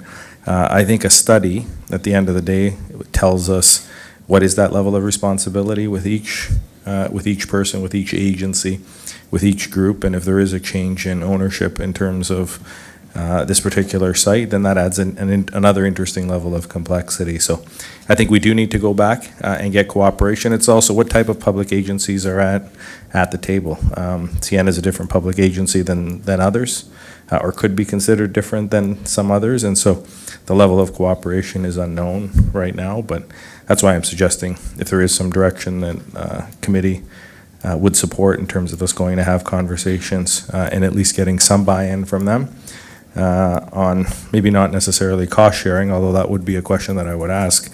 We're undertaking a study, at least a commitment to look at solutions that may involve all three of us. Yeah, I think that's great. I think that's a great idea, and I'm all in favor of that. I'm curious, though, if there's, and I don't want to bring up the term liability, but I'm going to, if there's been any case study or any testing in court, if it's been tested, if there's anything we can refer to that you know of.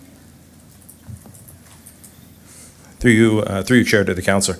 I think you heard referenced a Chatham lawsuit that's currently underway that, generally speaking, takes into account drainage as well as CN and the local municipality in that area. So I haven't heard any results from that, councillor, but definitely we can follow up. I know we've been keeping aware of it, keeping an eye on what's happening over there as it relates to this particular issue, and I think that was council's direction when you first heard about this particular lawsuit. So I think liability is one of the underpinnings of that particular lawsuit that's currently in front of the courts, and so we can try to report back to that and see if we find more information and maybe do a cursory review, councillor, in terms of some of the questions you've raised, whether they be issues around precedent or liability, and get back to you.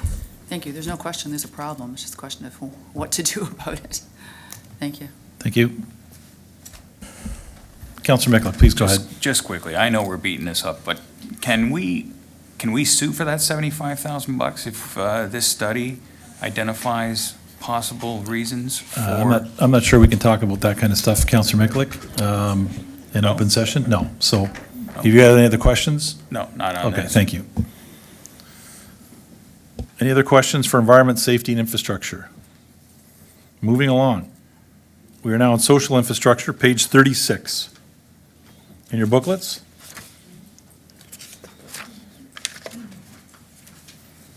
A short section. Who's got some questions? Councillor Njima.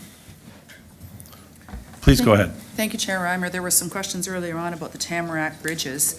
Councillor Russell had a good question. That's, if we rebuilt that whole development, or if it happened today, what would happen? Would we have two bridges?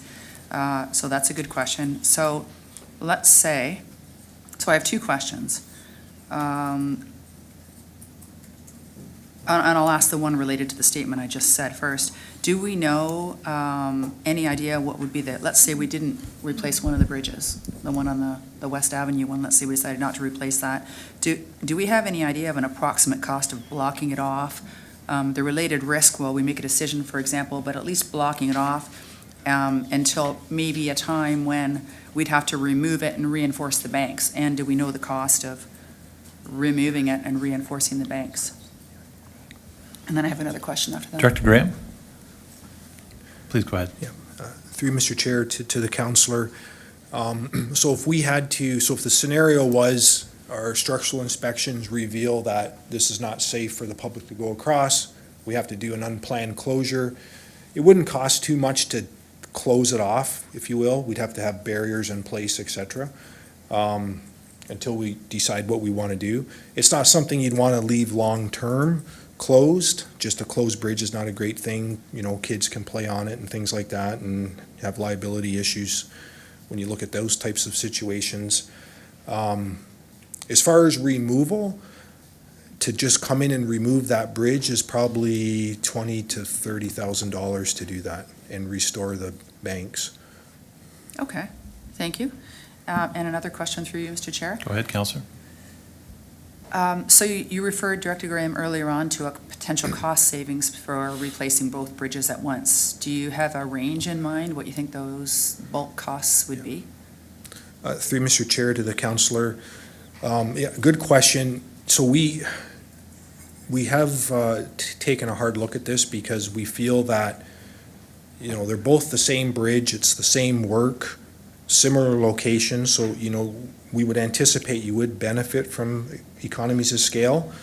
What we're sort of looking at, what we'd anticipate, I think is a number we'd feel comfortable saying is like an 8 to 10% cost savings.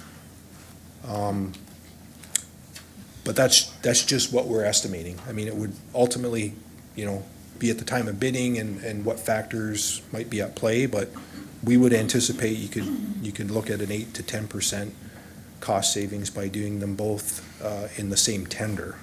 Okay. And was that taken into consideration in that budget estimate that we have? Through Mr. Chair, no, those budgets are not envisioning that. Okay. Thank you. Thank you, Mr. Chair. Thank you, Councillor Njima. Councillor Mikulak, please go ahead. Thank you. Through you to Director Dave, regarding that same bridge, those same bridges, had we looked into repairing those bridges? I just, I'm having a hard time with residents possibly walking on a bridge, a new bridge, and finding out that it costs $470,000 for each one. So without looking into or getting estimates, I know we have several welding, fabricating companies in town that might be able to provide us with a hometown solution to repairing these bridges as opposed to replacing them. Through Mr. Chair to the councillor, so yes, we have. I mean, that was one of the first questions we asked our structural engineering consultants, you know, can we repair these opposed to replacing them? And they've taken a closer look at it and said no, that the steel is in too poor of condition, too severely corroded. It would be a lot of money to try and temporarily repair it, and they're concerned about it kind of just mushrooming as they start doing it by when you take the deck off and uncovering more corroded material. So the recommendation coming back is no, it's not really a viable option to try and patch these up, if you will. And that's why we're recommending replacement. So just to clarify, that was just the engineer that said that? It wasn't like a local welding shop or local welding fabricating? That was an engineer that made that? Yeah, through Mr. Chair to the councillor, so our structural engineering consultants, that's their recommendation in terms of, you know, trying to patch it up, just given its severely corrosion state and the cost that would involve, and you're really probably not extending the life that far. Maybe you're bracing it up if you can, but in terms of a smart investment, it would be better to take that money and put it into a new replacement. Okay. I just asked that because I went and looked at the bridges and I see that, you know, the main parts of the bridge seem pretty sturdy, seem like new, you know, maybe just need a new coat of paint, but of course underneath it's always a different story. Okay, that's fair enough. Thank you. VC Russell, please go ahead. Thank you, Mr. Chair. Again, staying on these bridges, no pun intended.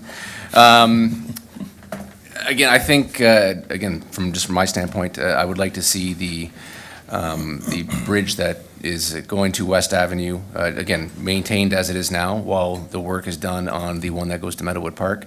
So I want to put a motion forward to, again, replace the Meadowood Park Bridge, and then at such time as the other one is no longer usable, determine at that point whether or not it's a remove and cease that transportation route.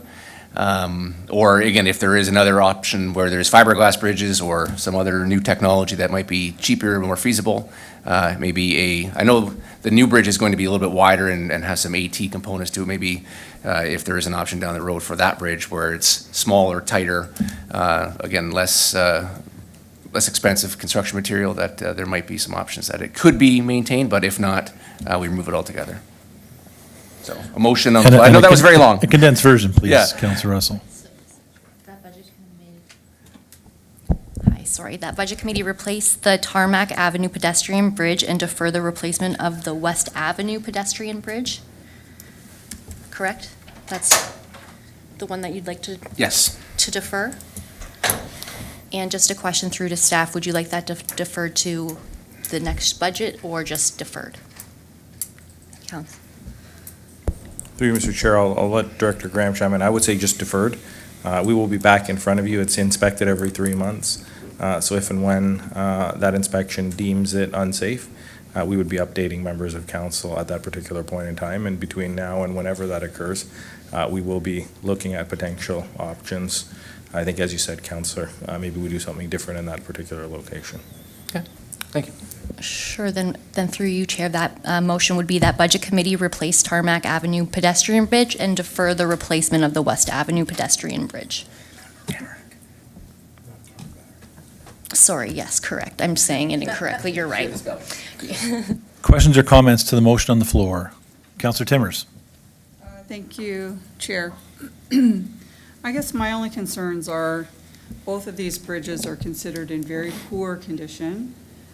I'm not sure of the implications of replacing one and leaving one that we know is in poor condition. What kind of liability do we have there? I know you said it's inspected every 3 months. I would hate to say we're going to close the one bridge and then next year we're back here and now the bridge is way more money. You know, like we haven't saved anything. Can we have just one bridge? I don't know if we know that answer. Do we know that answer? Is one bridge suitable there in that area? It showed a lot of people that use the bridges, so I don't know. I'm just asking the questions because I'm just unsure. So the question is So to staff, there's can we a get lot away with here. one Is bridge? there liability? If we end up with one bridge, are people in the community going to be happy with that? There are a lot of people using that bridge.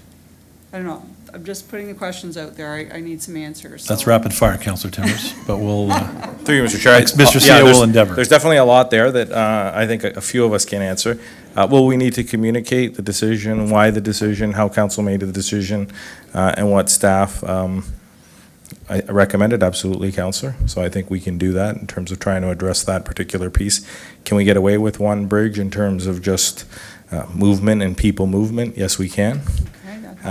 Is there a liability? I think Director Graham was assuring me we could probably increase the frequency of inspections. So I wouldn't want to say there is or there isn't. I think everything we do is based on inspections, and so there's obviously that inherent liability that comes with most things. But I would suggest, and we'll take it as a suggestion, although it's something we're thinking of, we will increase the frequency of those particular inspections. And we'll move fairly quickly to ensure the one at Tamarack is constructed, and then we close West Avenue after that immediately.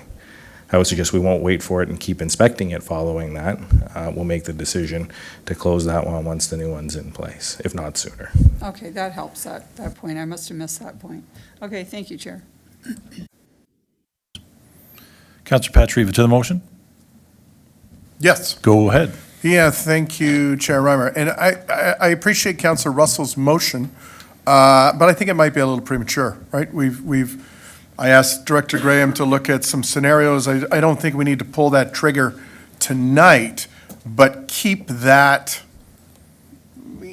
top of mind as we go through this and we get these scenarios or the extra due diligence that we've asked for to come back. But I don't think, like I say, I think it's a bit premature, looking for a friendly amendment to the mover that, keep this in your back pocket, but don't pull it tonight. So that would be mine, because there might be other options, right, that we're unaware of right at this moment, given the direction provided earlier this evening. Thank you, Councillor Patriva.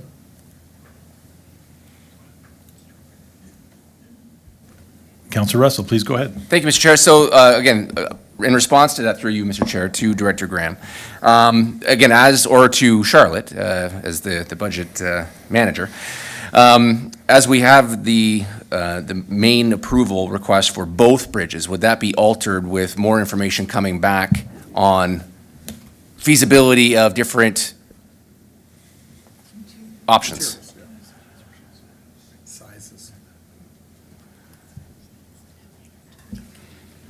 Through you, Mr. Chair, I know I'm not the budget manager, Councillor, but I'll give it a try, because we are sitting here chatting about it. Our assumption is that whether it's a glass or not, we're probably looking at something in this range in terms of cost. So what we can do is report back on, what is the potential cost of one versus the other. Alternatively, if you decide to go with one, what we can do is explore glass as a particular option on the one. So I don't know if I've clarified it or made it more confusing for you. Council, I was going to say, Councillor Russell, if we ask them to come back with, Yep. and to withdraw the motion? Yep, withdraw and then have them come back with updates on potential costs, because there could be some savings, and if there are, then maybe that alters the plans. If not, then we can put it back on the table to remove one or. Is that clear enough for staff? Is that enough direction? Yeah, that's Through you, good, Mr. Deputy Chair, Clerk. I think so. We'll come back with an analysis on glass versus steel. Fiberglass? Fiberglass versus steel. I understood exactly the direction, Councillor. I apologize for the verbiage. Yeah, okay. Okay, we will ask for a motion then at the, when we're done with all of our asking questions here, we have one for Sand Road already prepared. We'll ask for a motion for this to be pulled out, correct, Deputy Clerk? We'll need a motion for that to be pulled out and then approve the rest? With Councillor Russell withdrawing his motion formally, then yes, that motion's no longer on the floor, and we Okay. can prepare that for consideration later. At the later, okay, thank you very much. Councillor Mikulik, Thank you. please go ahead. Thank you, through you to staff, perhaps not just fiberglass, but also wood, other materials, other options that might come in cheaper, possibly. And just a comment, I think it's good. I think that if we do close a bridge off, or we do, then maybe that'll wake people up, and they'll say, look what happened here, and wow, there's a bridge closed, and how'd this happen? And it might generate a discussion as far as what people want and what people can do without. And if you want two bridges, then this is what's going to cost you. If you can get away with just one, this is what we can save for you. So I think having, closed for, pedestrian access signs might wake people up. That's just my opinion. So that's all I got to say right now. Thank you, Councillor Mikulik. Councillor Njima, please go ahead. Oh, thank you, Chair Reimer.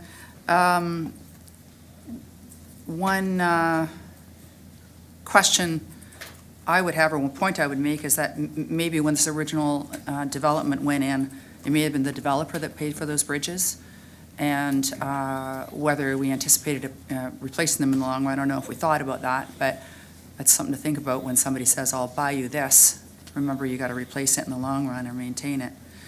Excuse, hold on, Councilor Jamil, just enter, Sure. it is related to DC. I'll let Charlotte speak to that, because it is on our DC study, so please go ahead, Charlotte. Through you, Chair, to the councillor, yes, that's what I was just going to mention, is that this project is proposed to be funded by development charges and by Parkland Dedication Cash in Lieu, both of which are collected through development. So these are being development funded. Yeah, thank you. Please go ahead, Councilor Jamil.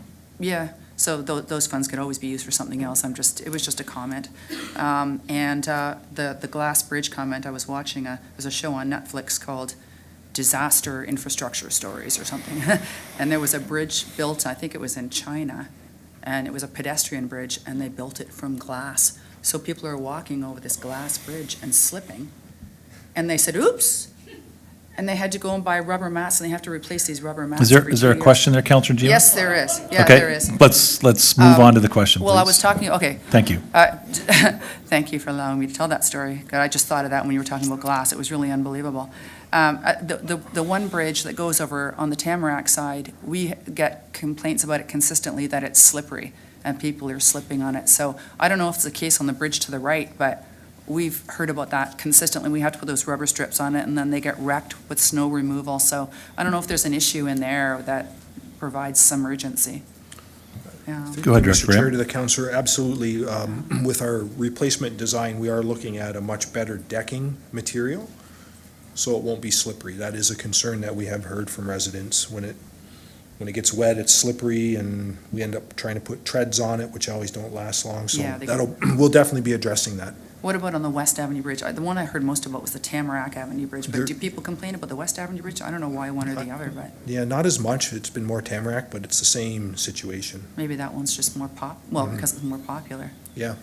So is there concern there, like concern for something to do immediately, or we just keep replacing that rubberized Yes. strip until, That's correct. We just keep putting the treads on for traction, yeah, but it is a maintenance issue. is that expensive? Not too bad. It's just, the time and cost to do it, and it doesn't last that long. So we do Yeah. want to do something a lot better with the new bridges, much more permanent, so. Okay, thank you, Mr. Chair. We'll move into the area under Transportation Infrastructure next. That is on page 37 of your booklets. Do we have questions or comments for this section?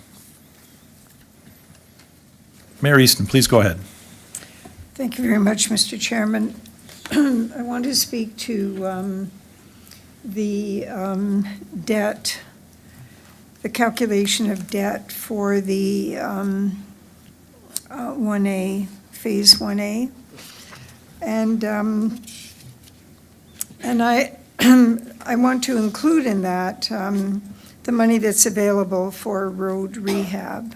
And I can think of all kinds of reasons why we shouldn't be touching that money, but I want to put this on the table to see where the discussion might go. So I think the simplest way is to say that there's about 2.2 million available for road rehab in 2025. And my first question related to this, to the treasurer, to the director of finance, is whether or not we could also apply $1 million from any 2026 projections for road rehab. And what impact would, if we did that, if we were able to do that, because I don't even know if you can split these things, can we recalculate the debt, and what would that look like? Charlotte? Through you, Chair, to the mayor. So a couple of things. I just want to clarify that you're proposing that we would reduce the amount of road rehabilitation projects that we're doing for the next couple years and use the funding that would be for those projects towards the Green Lane project and reduce the debenture. The road rehabilitation projects are funded through our aggregate resource royalties, excuse me, which have to be used towards roads, pardon me, and then also by Ontario Community Infrastructure Funding and Canada Community Building Fund. So, and then the Green Lane project is funded through the Active Transportation Fund and the Investing in Canada Infrastructure Program. So what that means is those grants that are being applied currently towards Green Lane often have stipulations in them in terms of the maximum amount of federal and provincial funding. And so then we would have to be careful in terms of how much we're stacking federal and provincial funding to make sure we're still in compliance with those grant agreements. So I haven't had time to look into that, but I can. So if road rehab was being funded through the Infrastructure Reserve Fund, it would be an easier answer. As it is, I would have to look into it. I suspect there would be, I suspect that it would be possible to do that in part. And what we would want to be applying that towards would be the road portion of the Green Lane project, which is the tax levy supported debenture payments. So in short, I would have to look into it and report back to you. I suspect it would be possible if you wanted me to look into that, but I would have to read the agreements and review it. Okay, Mr. Chairman, I think that would be worth looking into. I'd like to see what impact that could or could not have. But yes, so I'll leave that, and then we'll see where it goes. Thank you very much. Councillor Murray, please go ahead. Thank you very much, Chair. Through you to Dave Graham, I believe. This kind of ties into what Mayor Easton was just speaking of, because if we were to take $1 million out of our road rehab program, I'd be interested in what the impact would be on our roads.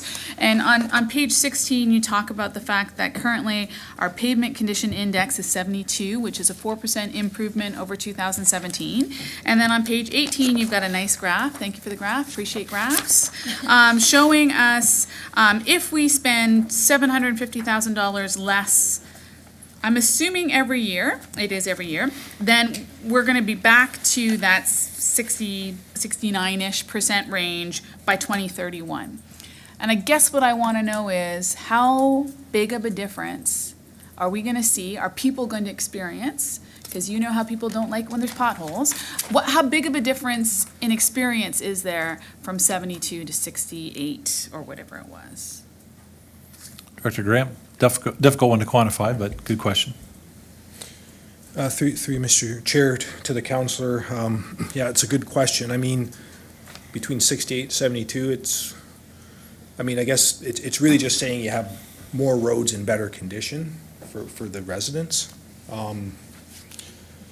I think, the suggestion to use funding from the roads program, I guess my caution would be you just would want to consider that kind of as a temporary measure. You definitely don't want to do that long-term, and it can really, undermine your road network condition that, you've worked really hard to get to where it is. But, temporarily, it might be something you could consider, but that graph really shows the long-term impacts of not funding your road program as you should.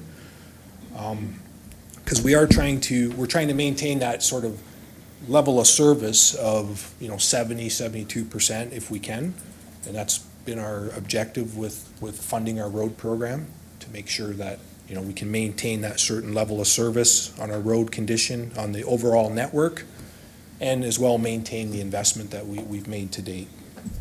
So a follow-up to that, if I could, Go ahead, Chair. So Councilor. then you're saying that you've set a goal of between 70 and 72. That's the piece you want to hit.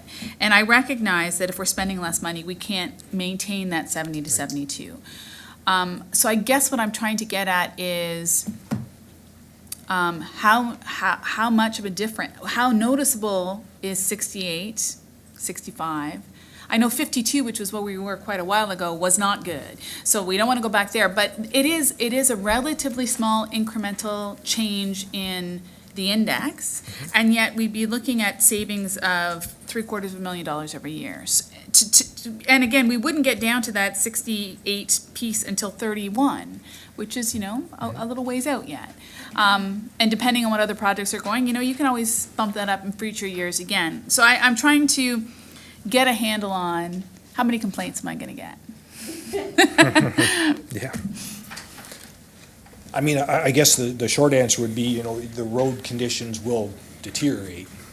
And that's going to happen more so over time. You know, 1 year, probably not going to see a lot. But if it's something that you continue to underfund, then you're definitely going to see the road condition decrease, deteriorate. I think the public would see it driving on the road system. Those would be my comments. So just Sorry, to. excuse me, Mr. CO had some comments then as well. No, through you, Chair. I mean, Councilor, I understand why you'd want to look at it, and I think our asset management plan lays out what we should be spending. You know, I want to correct the one comment at the beginning. The council set these targets, and so staff are trying to deliver on those targets. I think that's important. Second, you know, would I recommend you do this long-term? Even if that long-term, you know, is 3 to 5 years, I wouldn't. I would suggest to you, if you're looking at this year, because we've got something like Green Lane on the horizon. It's a large project, and if you're looking at it for 1 or 2 years, that would be the extent. I think we need to continue to invest in our road rehab program. It is, you know, you look at that infrastructure gap, you look at just infrastructure across this country and the amount that needs to be invested. I think we'd all tell you we need to be putting more money in the bank than we're currently putting to invest in roads. So roads is what we hear about the most. I think all of you can attest to that. When you're knocking on doors, what you hear the most is roads. I would say, talking to my colleagues, we all talk about roads, and the importance of roads is what we often hear back from members of council. So I think we are going to hear about it. Do I think we're going to hear about it more than we currently hear about it? That I can't tell you. But I would suggest if you do this, it is a very short-term decision. It is one of those things you look at it because you're dealing with an immediate, not crisis, but you're looking at it from an immediate need this particular year. Where we sit from a financial standpoint next year, where we look at in terms of what DCs have come in between now and then, interest rates, all the things that are those unknowns and we can't predict necessarily, I think would go into a decision next year. But I would caution that it should be a very short-term decision in terms of where we're at. But I understand what you're saying. Is there a noticeable difference between 72 and 68? Until it happens, I can't tell you. It depends on which road it's on. Certain roads we definitely get more complaints about. So that'd just be the only addition. You will notice that it's in Ward 3. Thank you very much, Chair. Thank you, Councilor Murray. Councilor Russell, please go ahead. Thank you, Mr. Chair. Through you to Director Graham and potentially Director Bruder. With regard to the Green Lane project, again, there was mention of the PXO crossing. And I know we've talked about this a bit at the PIC. We currently have an issue, or it's becoming an issue, the intersection of Cedarbrook and Green Lane where Utopia 1 comes out. Then there's going to be another, again, I looked at the site plans, it looks like there's going to be a separate driveway for Utopia 2, and then a PXO somewhere in between those two, or is the PXO going to be to the west of Utopia 2 driveway? Just wondering from a safety standpoint. Through you, Mr. Chair, I believe the PXO, if I remember correctly, is going to be just to the west of the proposed, the newest New Horizon development site, the west of that entrance, if I recall correctly. Okay, so with that in mind, then, I'm assuming that, again, all the safety precautions have been undertaken as far as the traffic that's going to be coming out, both of those driveways and going in, and then that PXO on top of it. Through you to Director Graham. Please go ahead, Director Graham. Thank you, Mr. Chair, to the councillor. Yes, we've looked at everything in terms of the traffic movements of the new entrance, Utopia's entrance, Cedarbrook, and the crossing. So we are looking at it holistically to make sure it's going to work properly. Okay, I appreciate that. And I'm just wondering, was there any consideration at all of maybe splitting the two and having, instead of having the PXO go directly at the termination of Conkle Creek and have it closer to Cedarbrook? Or in between Conkle Creek and Cedarbrook? Because there's probably about a 40-foot, maybe 40, 50 feet between Cedarbrook and Conkle Creek. Again, if there's a possibility of a safety enhancement of having it between the two driveways as opposed to on the far left. I'm just asking. Through Mr. Chair, to the councillor, it might have something to do with the PXO has to be a certain distance from an intersection like Cedarbrook, but I'll definitely circle back on that to just make sure that was, I know it was really evaluated in a lot of detail because it is a challenging location, but I can circle back and have another look at that and just make sure that where it's landed is the best spot. But Okay. it might have something to do with trying to stay away from the road intersections, a certain distance away from them. Yeah, that makes sense, and I appreciate that. And again, I think when that PXO is installed, it's going to be a huge, huge benefit, because again, there's a lot of close calls already with just one Utopia, so much appreciated. Counselor Patriva, please go ahead. Thank you, Chair Reimer. First question, Director Graham, Roadside Safety Program. Thank you for the temporary speed bumps that are going to be installed on Hickson. Appreciate that. The neighborhood has been clamoring that, wanting to string us both up for the last year, so we're going to have a ribbon cutting when that gets installed.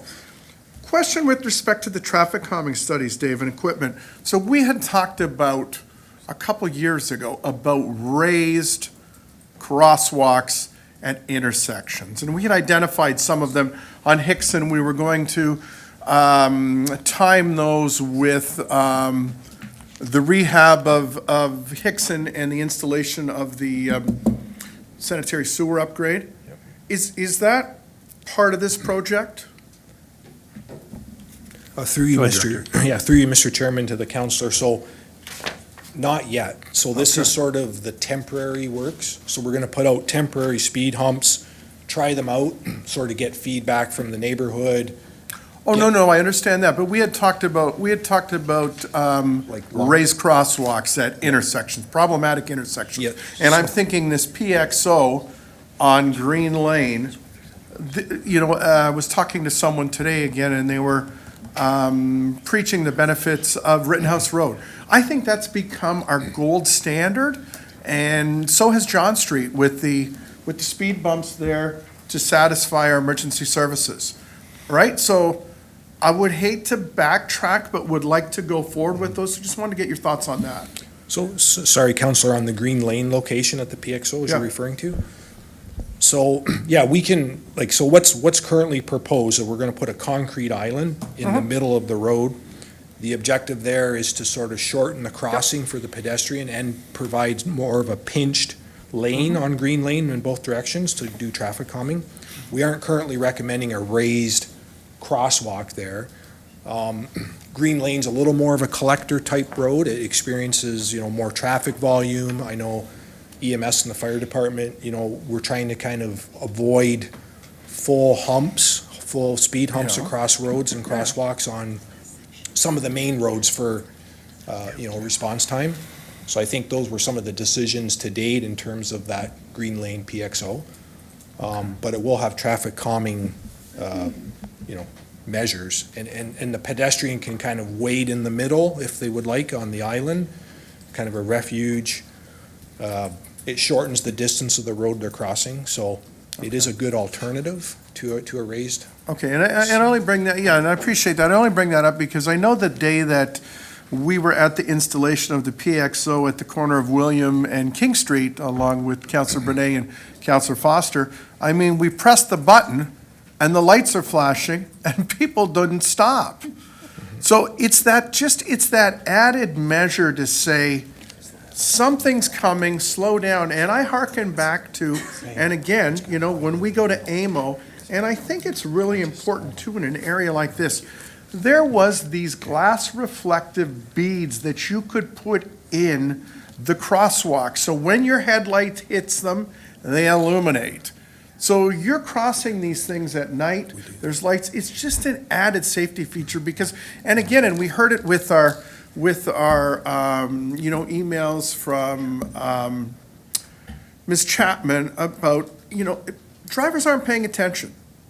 They're distracted, they're looking at their phones, they're hell-bent on getting from A to B at all cost. So anything extra that we could do to say, slow down, and 9 times out of 10, it's residents that live in the neighborhood. It's not these phantom people cross-cutting and taking shortcuts. Yeah.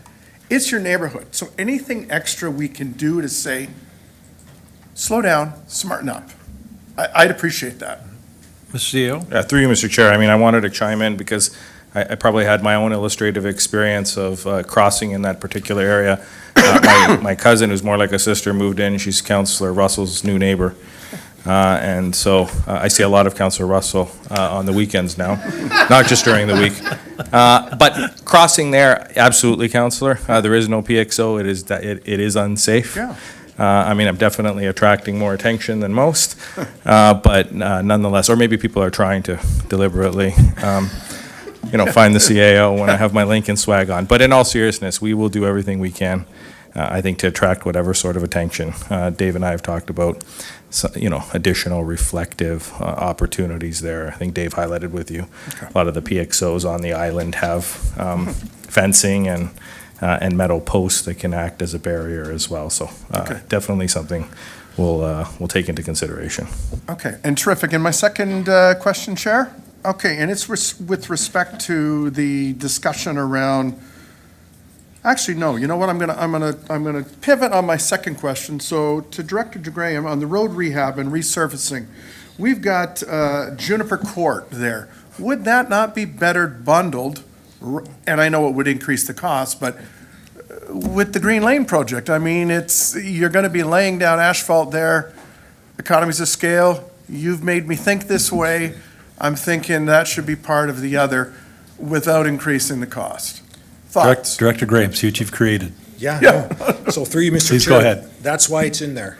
Okay, awesome. Yes, if Green Lane goes ahead, we Okay. thought we would bundle it. And Yeah. then my third question, Chair, and again, and it's budget time, so I gotta pull this out. Being the longest-serving counselor here, I would warn you, do not mess with the road rehab and robbing Peter to pay Paul. When I started, we were spending $700,000 annually, and we were underfunded then. At 2.2 million, we're underfunding it by 300,000.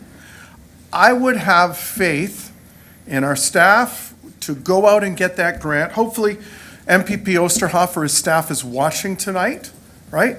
We need their help on this Green Lane project. They helped us with Prudhome's, and we've been successful there and would really, really hope that we can be successful here. We need that. We're a green belt community with frozen urban boundaries, with, intensification happening. We're open to affordable housing and things like that. And these are all little things that we need to do. And again, Director Graham, you keeping the good roads good. And I would wait until we find out if we're successful on that grant. But again, highly, highly, highly caution you, don't be mucking with that road rehab. Because if we get a couple years of very intense cold and freeze thaw, and the Farmer's Almanac is saying, we're gonna get hit this year, those roads will go downhill pretty darn quick. And I must remind everyone, take a drive up William Street to see the worst road in the town of Lincoln that we've moved off. So, Director? Is there a question there, Counselor? Well, there's sage advice. So Okay, there we are. Don't muck with that. All right. Yes? Thank you, Mr. Councillor. CAO? That's it. Through you, Mr. Chair, I mean, we definitely hear the councillor's suggestion and appreciate that. I have become a Public Works disciple. Thank you, Counselor. Thank you. Counselor Njima, please go ahead. Thank you, Chair Reimer. So I think muck is what happens when roads get really in bad shape and there's a lot of mud and you get stuck in the muck. Is that where that comes from? No? Sure. No, I guess not. So my question is about the roadside safety feedback, I just had it here. Did you have a project number, Counselor? Yes, I do. 202516, roadside safety program. So in the bulleted points there, it says digital feedback and Black Cat speed radar programs and traffic calming / studies and equipment. So can you describe a little bit about what that means? Does that mean we're buying more of those Black Cat radar units and digital feedback speed signs, and what kind of traffic calming equipment, if I'm reading that right, would fall under that $120,000? Go ahead, Director Graham. Through you, Mr. Chair, to the councillor. So what that's referring to is that program does support the, we call it the Black Cat program, so it's our speed study program. So we have the various devices we use for that. So we do have to, replace those once in a while. So, and they've been very popular. We've been, expanding that program a lot. So it supports that. Digital feedback signs are the signs you see up with the digital speeds on. We have to replace a set of those as well. Other equipment, the knockdown delineator signs that we install in the middle of the roadways, or the plastic bollards, those types of materials and equipment that we use. So those are all, I know that the Black Cat radar and digital feedback signs have, I think they've been very useful. So we're just talking, that money is just to replace them, not to increase our stock? Through Mr. Chair to Go the ahead. councillor. So it would be to, we have been expanding the program quite a bit. So we want to replace one. I shouldn't say replace one. I guess it would be adding to one because we've mounted a couple permanently. And we're not moving them. So we basically want to buy more. It's the digital speed signs that we have to replace in this budget, a set of those. So they don't last very long, is that what it's? Well, I mean, some of them wear out. We've been doing that program for quite some time now. And some of the earlier ones are starting to, wear out. We've migrated a lot now to solar power, so they've been a lot more effective. Okay. And, because, I think we've had a lot of people asking we regularly get people saying people are speeding on the roads. Exactly. Can you put those Yep. Black Cat radar things on our streets? So I think it's good to have them. And do you feel like we're short on any of these things? Like, is this giving you enough of what you need to be able to address Yep. speeding issues? Yeah, through Mr. Chair, yeah, I think we're in good shape. Like, we want to replace a set in this budget. The digital feedback signs, council's been very supportive over the last, number of years supporting the program. So we have quite a few devices that we can use. And that's a result of the demand that we hear from the residents. Okay. They've been very effective. Okay, good, thank you. And my second question, Mr. Chair, Go ahead. is about the sidewalk renewal program, project number 202579. So earlier on in this budget binder on page 21 of 88, under capital renewal programs, you talk about an average expected age of 30 years. On average, there should be an annual investment of $280,000 for replacements for sidewalks. And we're proposing $15,000 for this year. I know money doesn't grow on trees, but from, being the representative on the Joint Accessibility Advisory Committee, and also, hearing lots of discussion about active transportation, I have to ask if you think that's enough, or if we should be investing more, and how? Go ahead, Director Graham. Yeah, through Mr. Chair to the councillor. So, this is minimum, I would say. Like I said earlier, we've had a lot of budget pressures to try and look at where we can reduce. So, excuse me, we're comfortable with this money that we're asking for in 2025 to do a bunch of spot repairs here and there and try and address any hazards. This year that we're in currently, we did have a large program where we installed some new sidewalk sections, Hickson Street, Mountain Street. Those were big projects. We're not proposing any for next year. Like I said, with a lot of our capital plan remapping, we've tried to spread out some of our sidewalk work. I would say this year, like I say, we're just trying to keep it as low as we can. Likely next year, we'll be looking to do some more work and maybe put out a larger contract, but this is what we're suggesting for this coming budget year. Okay, well, I guess if there's no glaring particular sidewalks that are causing big problems right now, we have to make choices, and. Yeah. infrastructure gap is there, so, Yeah, thank you, and- Mr. Chair. Thank you. Mr. Chair, if you don't mind, and with the Green Lane project, we will be constructing new sidewalks as part of that work. So, I mean, I wouldn't look at this as the only sidewalk work we're doing next year. So with Green Lane, we're gonna do a sidewalk on the north side of the road from Cedar Brook to Lincoln. And we're also doing the multi-use trail on the south side. So we will be investing in sidewalks as part of that project. True. Thank you. Thank you, Councilor Jima. Councilor Mikulik, please go ahead. Thank you very much. Through you to Charlotte, my guess would be, so when looking at the Green Lane Road project, I guess page 3 of 28, the capital budget summary, there's that 1.652,145 development charge is long-term borrowing. Is that anticipated development charge revenue that we're expecting? And if so, is that on the conservative or the, on the, projected, or like, which hasn't always worked out?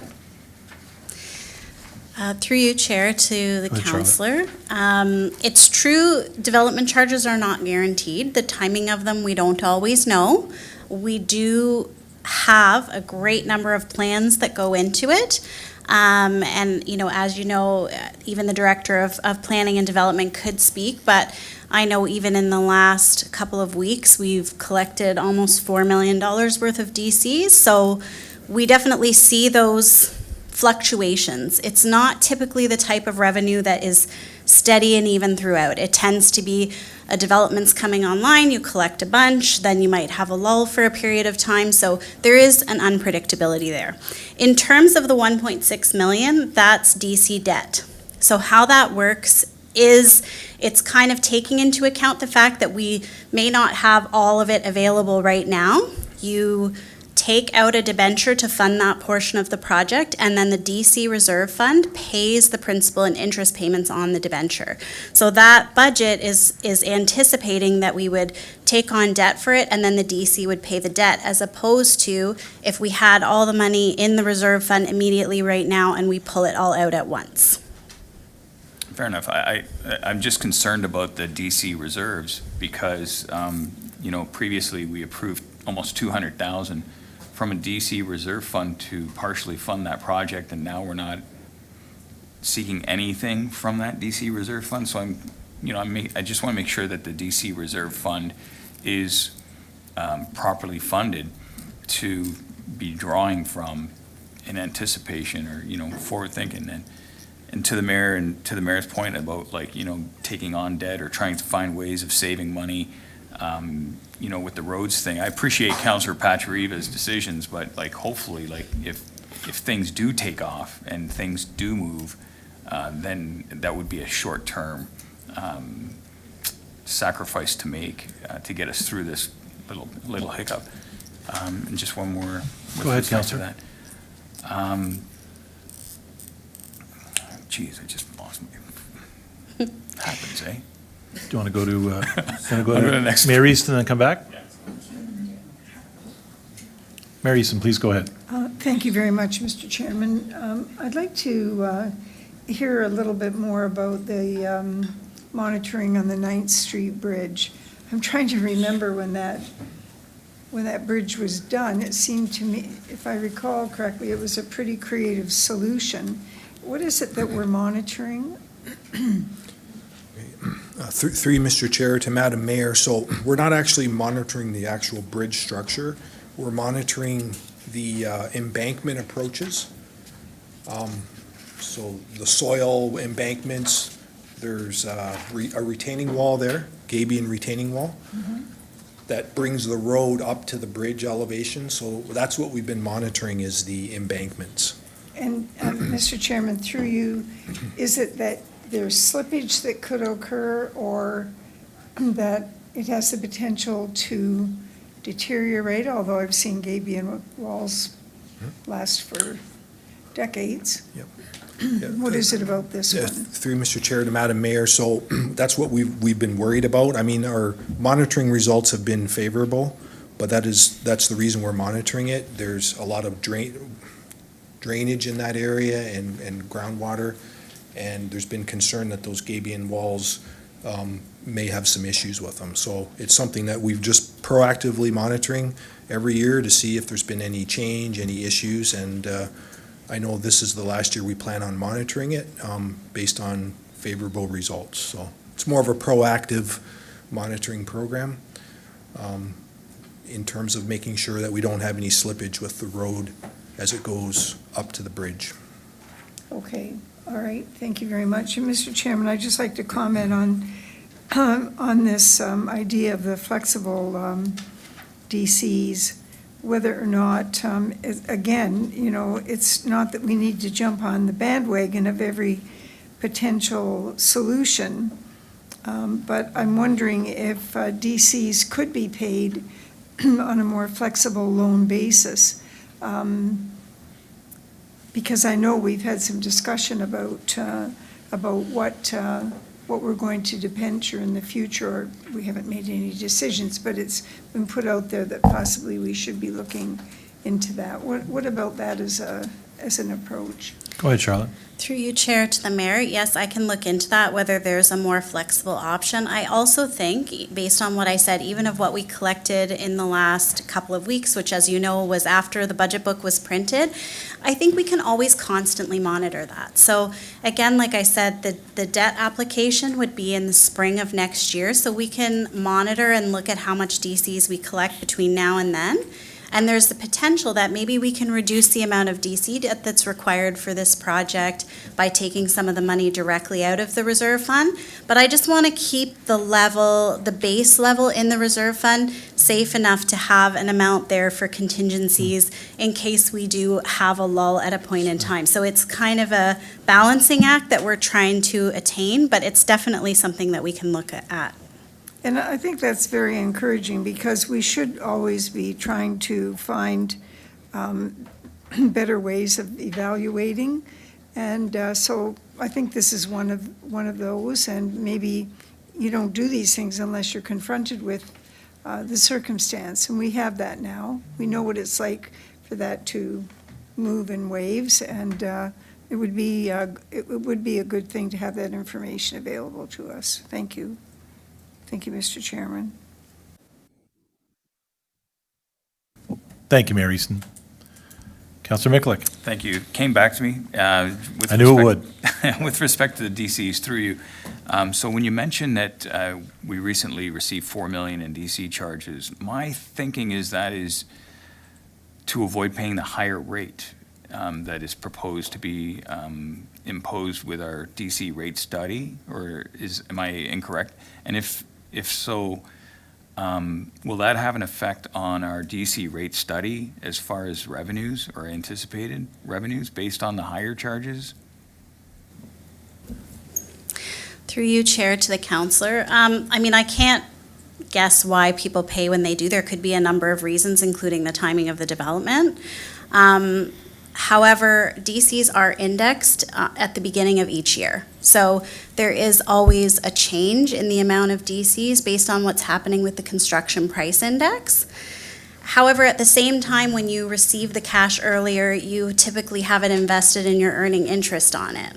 So, you know, it becomes, what's the difference between the interest rate that you're earning on the DC reserve fund versus the indexing that's going to occur on January 1st. So you hope that over time, those things kind of become similar, fairly even, and those are the mechanisms that have been put in place by the Development Charges Act to try to ensure that if you collect it earlier, you earn interest on it. If you collect it later, it's indexed for inflation. Okay, appreciate that. I just want to make sure that, you know, we don't celebrate too much, you know, and throws our forecasts or our projections off with why we increased our DC charges to what we increased them to, so. Director Reuter, you had something to add? Sorry, Charlotte. Oh, that's okay. Thanks, Mr. Chair. Just something quickly, just about that one in particular, because it wasn't just to try to time it with respect to how much DCs are. There's actually a little bit of an uptick too, which is good news in their sales lately. So that was another reason to take advantage of that, but also make sure that foundations start work so everything's ready to go. It's just part of the typical process of developing the site once they get to a certain threshold of sales. So again, a little bit of a good news story in that as well, in that there's been a little bit of an uptick and an improvement, at least in that specific example. So I just thought I'd share that. Thank you, Director Bruder. Charlotte, you had something to add yet or not? Through you, Please go Chair, ahead. to the counselor. I was just going to add, I don't have the parties too early, just in response to your question about that. I mean, I try to be conservative, but not too conservative, right? So we don't want to take on a bunch of debt because I'm being on over-conservative, but I do try to take that into account, build some buffer in there, not be too aggressive, but be realistic about our forecast. Like, that's the best that we can do at any point in time. Thank you, Charlotte. We're going to have a quick break. Let's come back at 8:45. We only have BDSS and then a few little amendments to clean up and the motion, correct? All right, so we'll be back here at 8:45.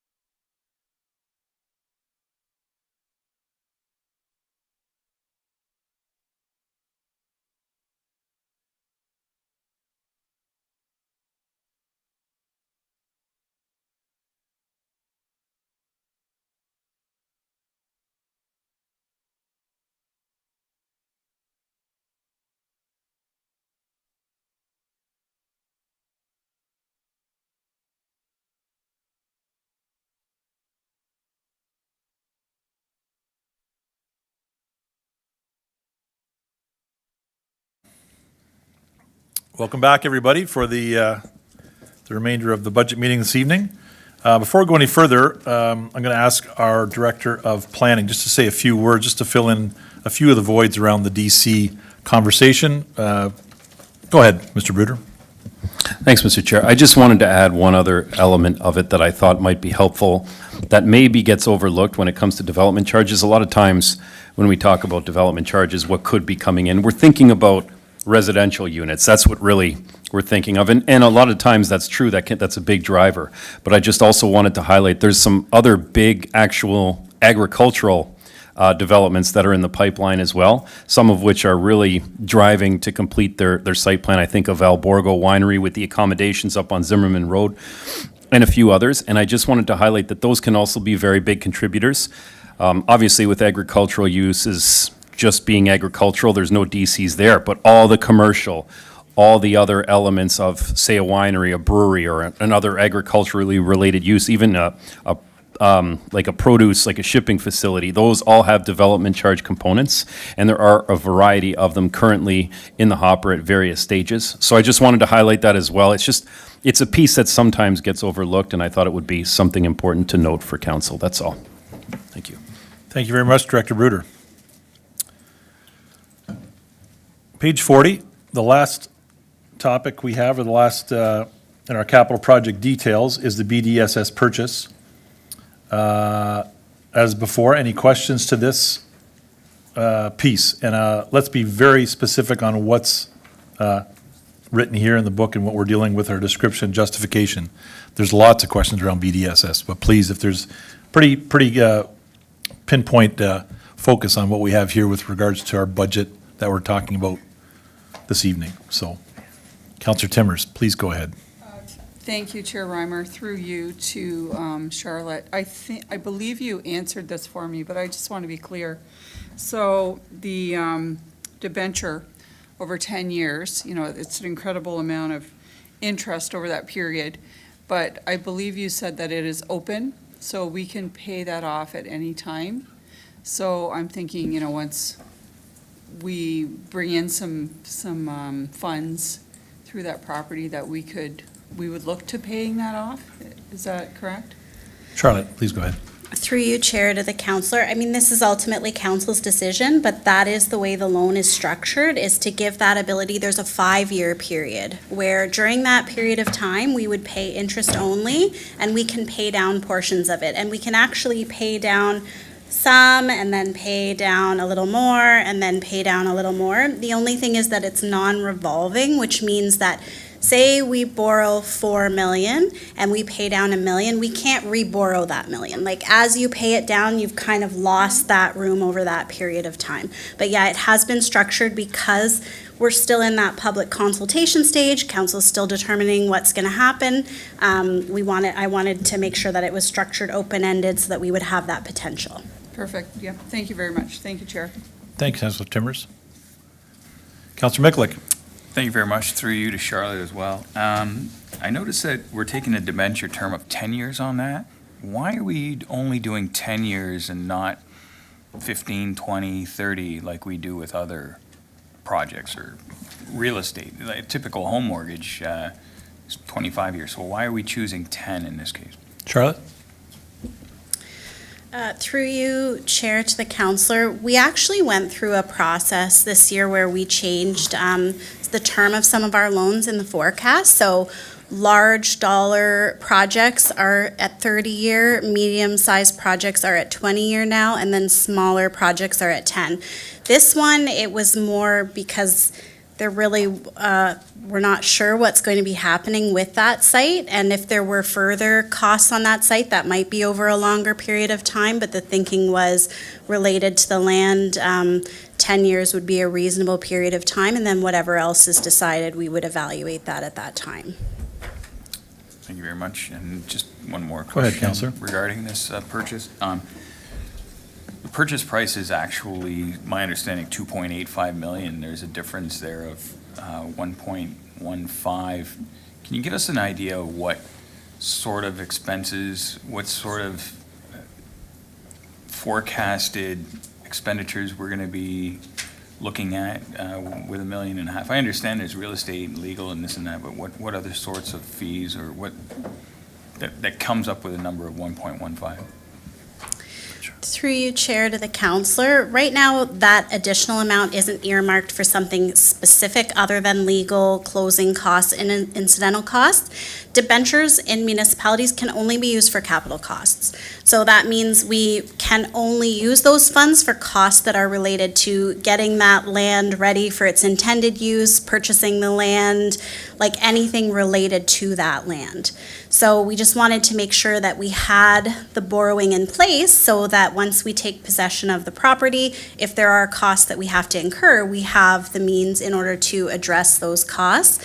But other than just knowing that we will have closing costs and incidental costs, there isn't something specifically that it's earmarked for. We only have to borrow from that 4 million what we need. So we don't have to go to that maximum amount. We would just borrow whatever it is that we need to incur for that purchase, and the remainder we don't have to take out, and we wouldn't be paying interest. We only pay interest on what's outstanding and borrowed. Okay, perfect. No, I appreciate that answer, and I appreciate the strategy also. I think it's important to be in a good position when the time comes, and as opposed to being, short. So thank you. Thank you, Councilor Mecklick.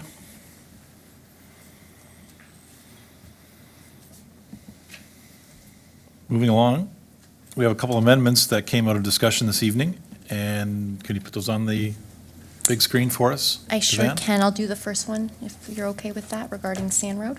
Please.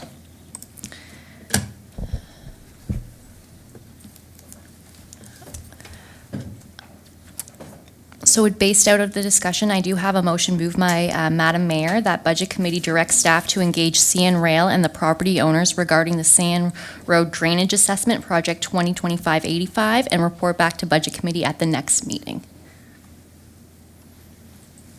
Would you like me to open? Please open the vote. Thank you. That's open for voting. Thank you.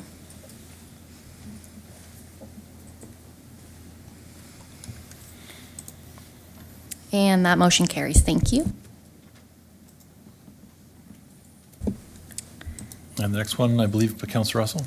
You got it, Chair. Thank you. The next one I have moved by Councillor Russell, and it's getting up on the screen right now. And it's that Budget Committee directs staff to report back on the costing of Tamarack Avenue and West Avenue pedestrian bridge replacements, Project 2024-25, and the feasibility for new materials and site plans, and report back to Budget Committee at the next meeting. With that, I'll open it, Chair. Please go ahead. And that vote is now open.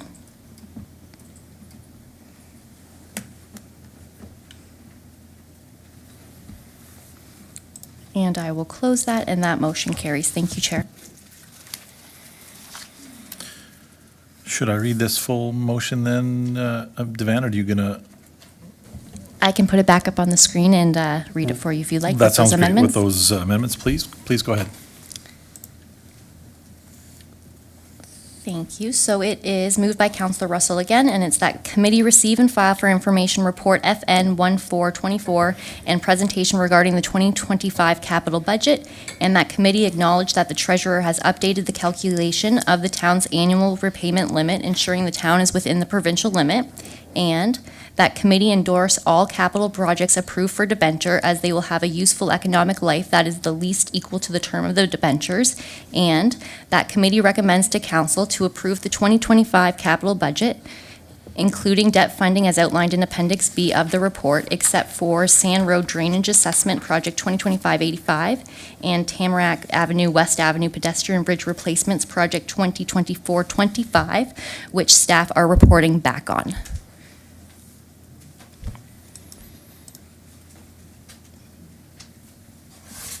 Mayor Easton, please go ahead.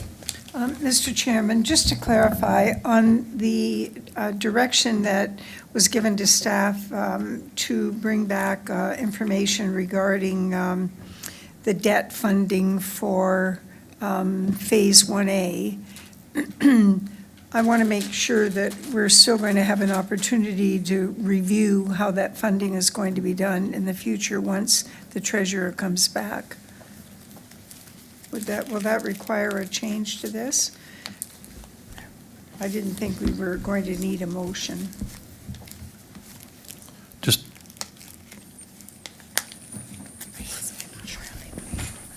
Through you, Mr. Chair, so there's a couple of factors, I think, considering that. First of all, we would need direction. Secondly, if we think about the grant won't be known until the new year.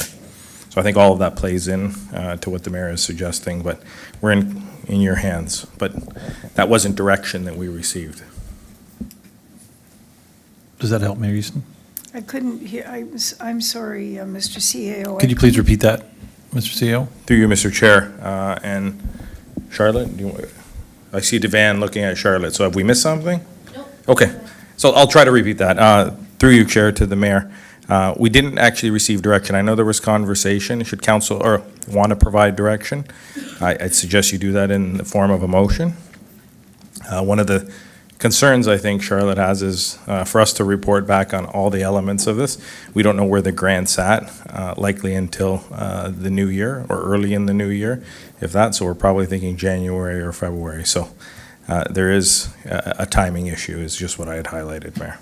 Okay, so Mr. Chairman, does that mean that if we're successful with the grant, that we would have an opportunity to talk about how that would be applied? How the grant and/or debt would be applied? Does that make how sense, that would Charlotte, Mr. CEO? Yeah, through you, Mr. Chair. Absolutely, if we're successful, we'd absolutely be in front of you talking about funding. I think as Charlotte highlighted, also if we're more successful and things improve and we get more monies in from a DC perspective, that'll also play into it. As Charlotte highlighted earlier on, when the budget book was printed a few weeks ago, we didn't actually know about the $4 million almost, as she mentioned, in terms of DC dollars. So things do change fairly quickly, and that would be one of the things that we would incorporate and come back to you on in the new year, should we be successful in the grant, and additionally where we sit from a DC perspective. Okay, I'm satisfied with that. I think that's a fair assessment. Thank you very much. Okay, thank you, Mayor Easton. Councilor Russell, please go ahead. Thank you, Mr. Chair. Just for a clarification on that point, just wondering I'm just waiting till they. Okay. Through you to staff, I'm wondering if it, for specificity, should we put a motion forward to have you come back regardless of what the outcome is of the grant, whether or not we get it or not, for review of that debenture term? Like, or is it not needed because it's going to be part of the process regardless? Through you, Mr. Chair, Charlotte's gleefully smiling behind me saying yes. She would like to come back with that, and it's a good idea. So if you want to put back some direction that we come back, notwithstanding whatever happens with that grant, and highlight the 30 versus 20 versus 10 potentially, or whatever option of that, we can do that. What would be your timing on that? I would Just say for the clarity. timing would be grant outcome dependent. So if it doesn't come back until February, then we have the discussion in February. If it's Just after for clarity. Yeah. Thank you, Mr. Chair. Can we put that up on the big screen, Devan? Through you, Mr. Chair, I mean, not to add another level of complexity to it, I think one of the things that should be reporting back in January or February that you won't be able to do is reallocate some of your road rehab dollars, should you want to, at that particular point in time. The things we would come back to you on would be the grant, DCs, and the various terms of the debenture. So those are the things that you could discuss, navigate, and look towards. Our road rehab program would be tendered by then, and so potentially taking money away from that would not be an option at that particular point in time. So I didn't want you to vote on it and not know that. Acceptable? Yep.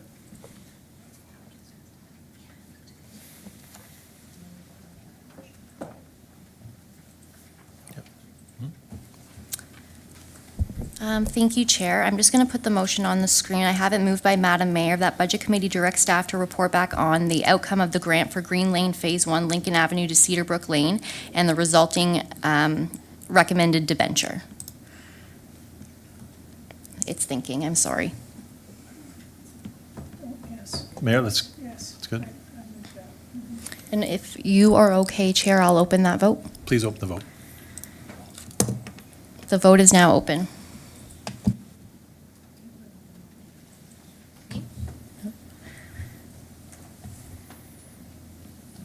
And I'll close the vote, and that motion carries. And if you give me 1 second, I will get the other motion up on the screen.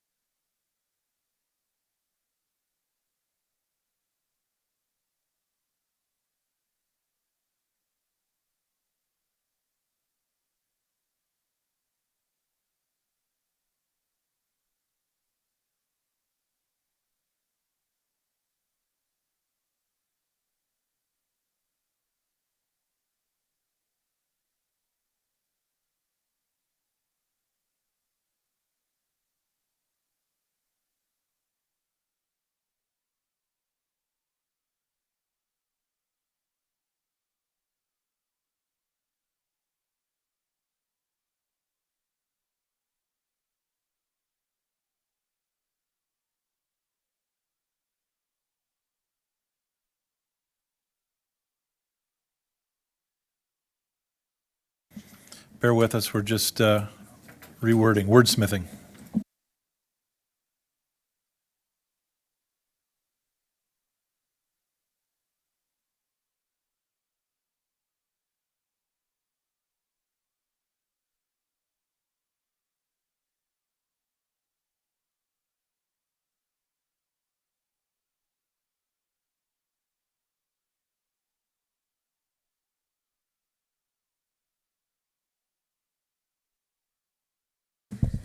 Through you, Chair, I'll put that up on the screen, and I will read it for everyone. Please go ahead, Devan.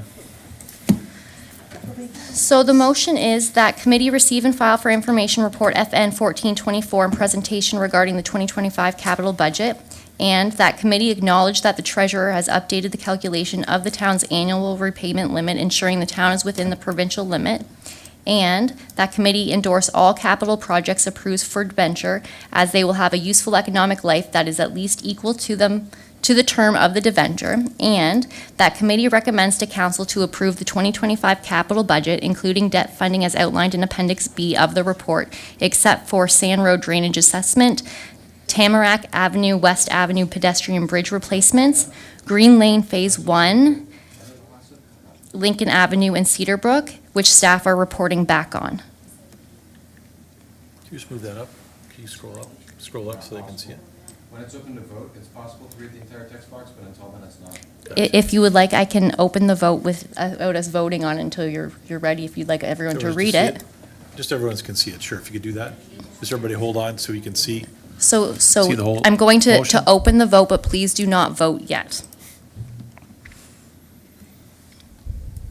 So that's the motion in its entirety. Chair, let me know when you would like members to start voting.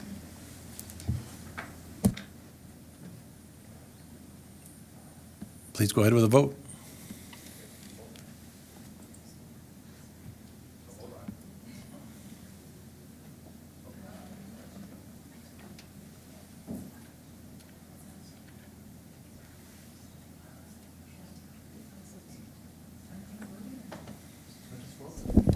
Mr. CAO, you have comments? Yep, through you, Mr. Chair. Just some clear direction. What are we reporting back on relative to Green Lane Phase 1 for the next meeting? As per my previous comments, we won't be in a position to report back until January or February. I can't close the vote and go back.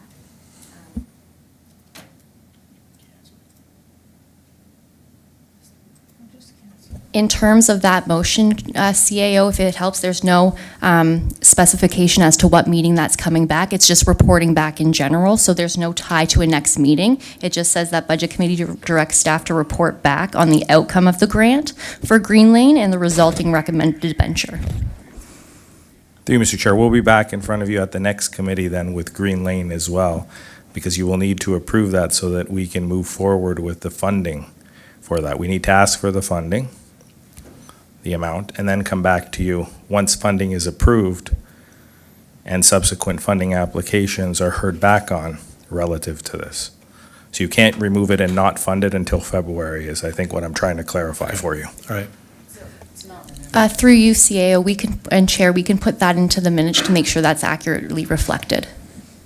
Comfortable, Ms. CEO? I will work with clerks and finance to make sure that it's clear. Okay. Chair. Thank you. Please go ahead. Yes, I'm still waiting for some members of council to vote.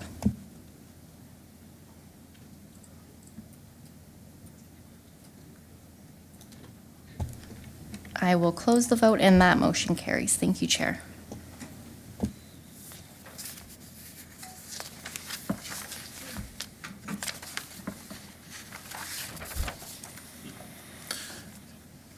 Number 8, confidential items. This evening, we have no confidential items.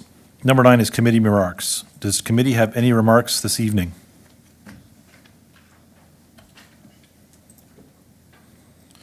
Number 10 is adjournment. There being no further business, I call this meeting adjourned at 9:10.